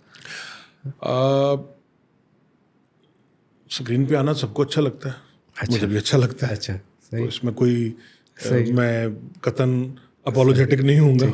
اچھی بات ہے. اگر آپ مجھے اصل میں مجھے تو خیر اس کا شاید اتنا وہ نہیں تھا, وہ پروین شاکر اور یوسف کامران والے پروگرام میں نے دیکھے ہوئے تھے, یوسف کامران صاحب والے. یہ جو ابھی سیکٹری صاحب آئے, ظہور احمد صاحب بڑے اچھے خود بھی شاعر ہیں, تو ان کی ایک دفعہ رات کو 1-1:30 بجے مجھے کال آئی کہ یار مجھے انہوں نے M D P T V کا بھی چارج دے دیا ہے, تو اب مہینہ ہے 2 مہینے ہے, جتنا عرصہ بھی ہے تو کچھ کر لیں. میں نے کہا سر بتائیں کیا کرنا ہے. کہتا یار میں نے سوچا کہ کوئی وہ اس کو سخنور کو دوبارہ شروع کرے. میں نے کہا سر کر لیں, دوبارہ شروع کر لیں, میرے لیے کیا حکم ہے. کہتے ہیں آپ ہوسٹ کریں گے. میں نے کہا مشاعرے تو میں ہوسٹ کرتا ہوں. میں نے کہا وہ پی ٹی وی پہ بھی میں نے کیے ہیں مشاعرے. کہتے اسی لیے میں کہہ رہا ہوں. میں نے کہا سر اس پہ پھر تھوڑا سا کچھ ہم ڈسکشن کر لیتے ہیں. ان کا جی آپ کل میرے پاس آ جائیں. اچھا, میں اگلے دن جب گیا تو اختر وقار عظیم صاحب اور ظہور صاحب یہ دونوں بیٹھے ہوئے تھے. تو اختر صاحب مجھے کہنے لگے کہ بھائی یہ مجھے پکڑ لیا انہوں نے, کیونکہ پہلا سخنور بھی میں نے پروڈیوس کیا تھا, تو دوسرے والے کو بھی میں نے سپروائز کیا تھا. میں نے کہا سر اگر آپ سپروائز کریں گے تو میرے لیے تو بڑی آسانی ہو جائے گی, مجھے تو کچھ کرنے کی ضرورت نہیں ہے. پھر کہنے لگے نہیں ہم تیار ہیں. ٹھیک ہے. تو وہ انیشلی ہم نے اس میں یہ کیا تھا کہ کوئی 6 پروگرام ریکارڈ کیے تھے. افتخار صاحب کا, کشور ناہید کا, پیرزادہ قاسم صاحب کا, اور عباس تابش کا, اجمل سراج کا, اور فاطمہ حسن کا. تو ہمارا پلان تھا کہ یعنی دونوں اسٹریمز سینئرز اور جو جونیئرز جو بعد والے, یعنی ایک طرف تو وہ لوگ ہیں نا جو افتخار عارف صاحب اور ان کے ظاہر انصاری صاحب, یا پیرزادہ قاسم, اور ایک طرف یہ پھر تابش صاحب کا ایج گروپ اس میں سٹارٹ کریں گے, اور اس میں جو لوگ اس سے پھر نیچے آتے جائیں گے. لیکن وہ پھر سم ہاؤ ہماری گورنمنٹس بدلتی رہتی ہیں, وہ پھر سیکٹری صاحب بھی بدل گئے, نئے آ گئے, پھر وہ مینجمنٹ نے ابھی وہ اس کے بعد دوبارہ مزید کچھ ریکارڈ نہیں, لیکن ابھی وہ چلا رہے ہیں, وہی پروگرام چلائی جا رہے ہیں. تو لیکن مزید ریکارڈنگ انہوں نے نہیں کی. میں نے پوچھا بھی ان سے کہ بھائی اگر ہے آپ کا پلان تو مجھے بتائیں. ان کا جی پلان ہے, ہم نے اس کو کنٹینیو کرنا ہے, لیکن ابھی ہمارے کچھ بجٹ کے مسائل ہیں, کچھ دوسرے ایشو ہیں. میں نے کہا ٹھیک ہے, جب پھر آپ کے مسائل ختم ہو جائیں تو مجھے بتا دیجیے گا. اچھا سر, آپ نے اپنی کتاب کا نام نمی دانم کوئی خاص وجہ رکھنے کی؟ فارسی سے آپ نے یہ لفظ لیا اور یہ جو اظہار کرتا ہے مطلب کہ میں کچھ بھی نہیں ہوں, کیا وجہ تھی یہ؟ مطلب کوئی صوفیانہ ٹچ ہے اس کے ٹائٹل میں؟ دیکھیں شاعری جو ہے نا, وہ شاعری کیا زندگی ساری قیافے ہی ہیں. ہم علم کیا, علم کی حقیقت کیا, جیسی جس کے گمان میں آئی. تو نمی دانم بھی بنیادی طور پر تو ظاہر ہے اس کی بیک گراؤنڈ خسرو سے اور اس سے اپنا رومی سے اور مجھے پسند بھی ہے. رومی مجھے پسند ہے, خسرو بھی پسند ہے, اقبال بھی پسند ہے. اور تھوڑا بہت جو اگر تصوف جو ہے وہ اگر شاعری میں آتا ہے تو اس سے شعر کی ایک گہرائی اور اس میں ایک ڈیپتھ پیدا ہوتی ہے. سیدھی بات تو سیدھی بات ہے, اس سیدھی بات پہ اور کیا بات ہوگی. صحیح ہے. بات تو وہ ہے نا کہ وہ بات ادھوری مگر اثر دونا, اچھی لکنت زبان میں آئی. تو شعر کے اندر جو تہداری ہے یا اس کے اندر جو پرتیں ہیں وہ جب تک نہیں ہے تو سیدھی بات تو ہر کوئی کہہ رہا ہے. سر آپ کی غزل کلاسک اسلوب پہ ہے. آپ نے یہ ناصر کاظمی کا جو اسلوب ہے چھوٹی بہر کا, جون کا اسلوب جو ہے چھوٹی بہر کا, یہ اس نے آپ کو متاثر نہیں کیا؟ نہیں کیا, وہ متاثر کیا. چھوٹی بہر میں بھی کئی ہیں غزلیں, لیکن چھوٹی بہر میں بڑی غزل کہنا بڑا مشکل کام ہے. بہت مشکل کام ہے. لیکن چھوٹی بہر میں معاملہ بندی کے شعر کہنا, سیدھے سیدھے شعر کہنا, وہ ایک اور معاملہ ہے. لیکن چھوٹی بہر کا جو رمز ہے نا, جب تک آپ وہ رمز اس کے اندر نہیں لاتے نا, یوں اٹھے آ اس گلی سے ہم, جیسے کوئی جہاں سے اٹھتا ہے, یا دکھائی دیے یوں کہ بے خود کیا, ہمیں آپ سے ہی جدا کر چلے. اب رنگز ہیں نا اس کے, شیڈز ہیں, ڈفرینٹ شیڈز ہیں. سیدھے لفظ ہے, ابن مریم ہوا کرے کوئی, میرے دکھ کی دوا کر. اب آپ اس کے کتنے ابن مریم ہوا کرے کوئی, ابن مریم ہوا کرے کوئی, میرے دکھ کی دوا کرے کوئی. یہ اچھا اظہاریہ ایسا ہے کہ سیدھے ہیں نا, سیدھے سیدھے لفظ ہیں, لیکن وہ آپ کو جس کیفیت میں, جس موڈ میں آپ ہوں, آپ کو اس کے ساتھ اگر وہ لگا کھا. تو یہ چھوٹی بہن میں بڑا مشکل کام ہے. پھر یہ ایک آپ کی وہ پریکٹس کے اوپر بھی ڈپینڈ کرتا ہے. تو میں نے کوشش کی ہے چھوٹی بہن میں بھی کچھ غزلیں کہنے کی, لیکن جو نیچرل اسلوب ہے وہ ظاہر ہے کچھ مترنم بہرے ہیں, کچھ سیدھی سیدھی بہرے ہیں, اس میں عروض زیادہ جانتا بھی نہیں ہوں. لیکن آپ نے کبھی, آپ زیادہ تحت اللفظی بولتے ہیں, آپ نے کبھی مترنم غزل بولی نہیں؟ نہیں, مترنم سے مراد وہ بہر کے ترنم کی بات کر رہا ہوں. ویسے تو اچھا, یہ جو جاذب ہے, یہ تخلص کرنا کہاں سے ذہن میں آیا؟ جو آپ کا نام ہے شکیل, یہ ہم پلہ ایک جیسے مفہوم والے لفظ نہیں ہیں, شکیل بھی جاذب بھی, تو ان دونوں کو جوڑنے کا کیسے؟ نہیں, فرق ہے شکیل میں اور جاذب میں فرق ہے. بتائے مجھے کیا فرق ہے. قبیلہ ایک ہے. بس ویسے ہی یہ تخلص پہلے میں شکیل ہی کرتا ہوتا تھا, اور پھر میں غالباً 8ویں میں تھا یا 9ویں میں تھا, تو میں نے یہ لفظ کہیں کسی جگہ پہ پڑھا, کسی ناول میں شاید, اس میں کوئی کریکٹر تھا, اس کا نام تھا جاذب. تو وہاں سے میرے ذہن میں وہ بیٹھ گیا. میں نے کہا اچھا یہ میں اپنے نام کے ساتھ اگر اس کو میں لگاتا ہوں تو ایک فلو بنتا ہے. تو پھر میں نے نام کے ساتھ. سر جی غزل کوئی آپ کی پسند کی عطا ہو. قید بام و در سے نکل جانا چاہیے. واہ, اس قید بام و در سے نکل جانا چاہیے, وحشت کو گھر نہیں کوئی ویرانہ چاہیے. واہ واہ واہ. اس قید بام و در سے نکل جانا چاہیے، وحشت کو گھر نہیں کوئی ویرانہ چاہیے، اسرار ہوں گے پھر میں ہستی کے آشکار، صحیح صحیح، اسرار ہوں گے پھر میں ہستی کے آشکار، دستے قضا میں عمر کا پیمانہ مانا چاہیے، چاہیے، واہ واہ، عمدہ بہت ہوتا ہے، دستے قضا میں عمر کا پیمانہ چاہیے، صوفی جمال حق کو تو لیلا کو دشت زاد، ہاں کیا عمدہ خیال ہے، صوفی جمال حق کو تو لیلا کو دشت زاد، ہر حیثیت میں حسن کو دیوانہ ہونا چاہیے، چاہیے، زبردست سر، کیا بات، صوفی جمال حق کو تو لیلا کو دشت زاد، ہر حیثیت میں حسن کو دیوانہ چاہیے، عالم ہے ایک ہو کا سرے عرصہ وجود، ہائے ہائے ہائے ہائے، عالم ہے ایک ہو کا سرے عرصہ وجود،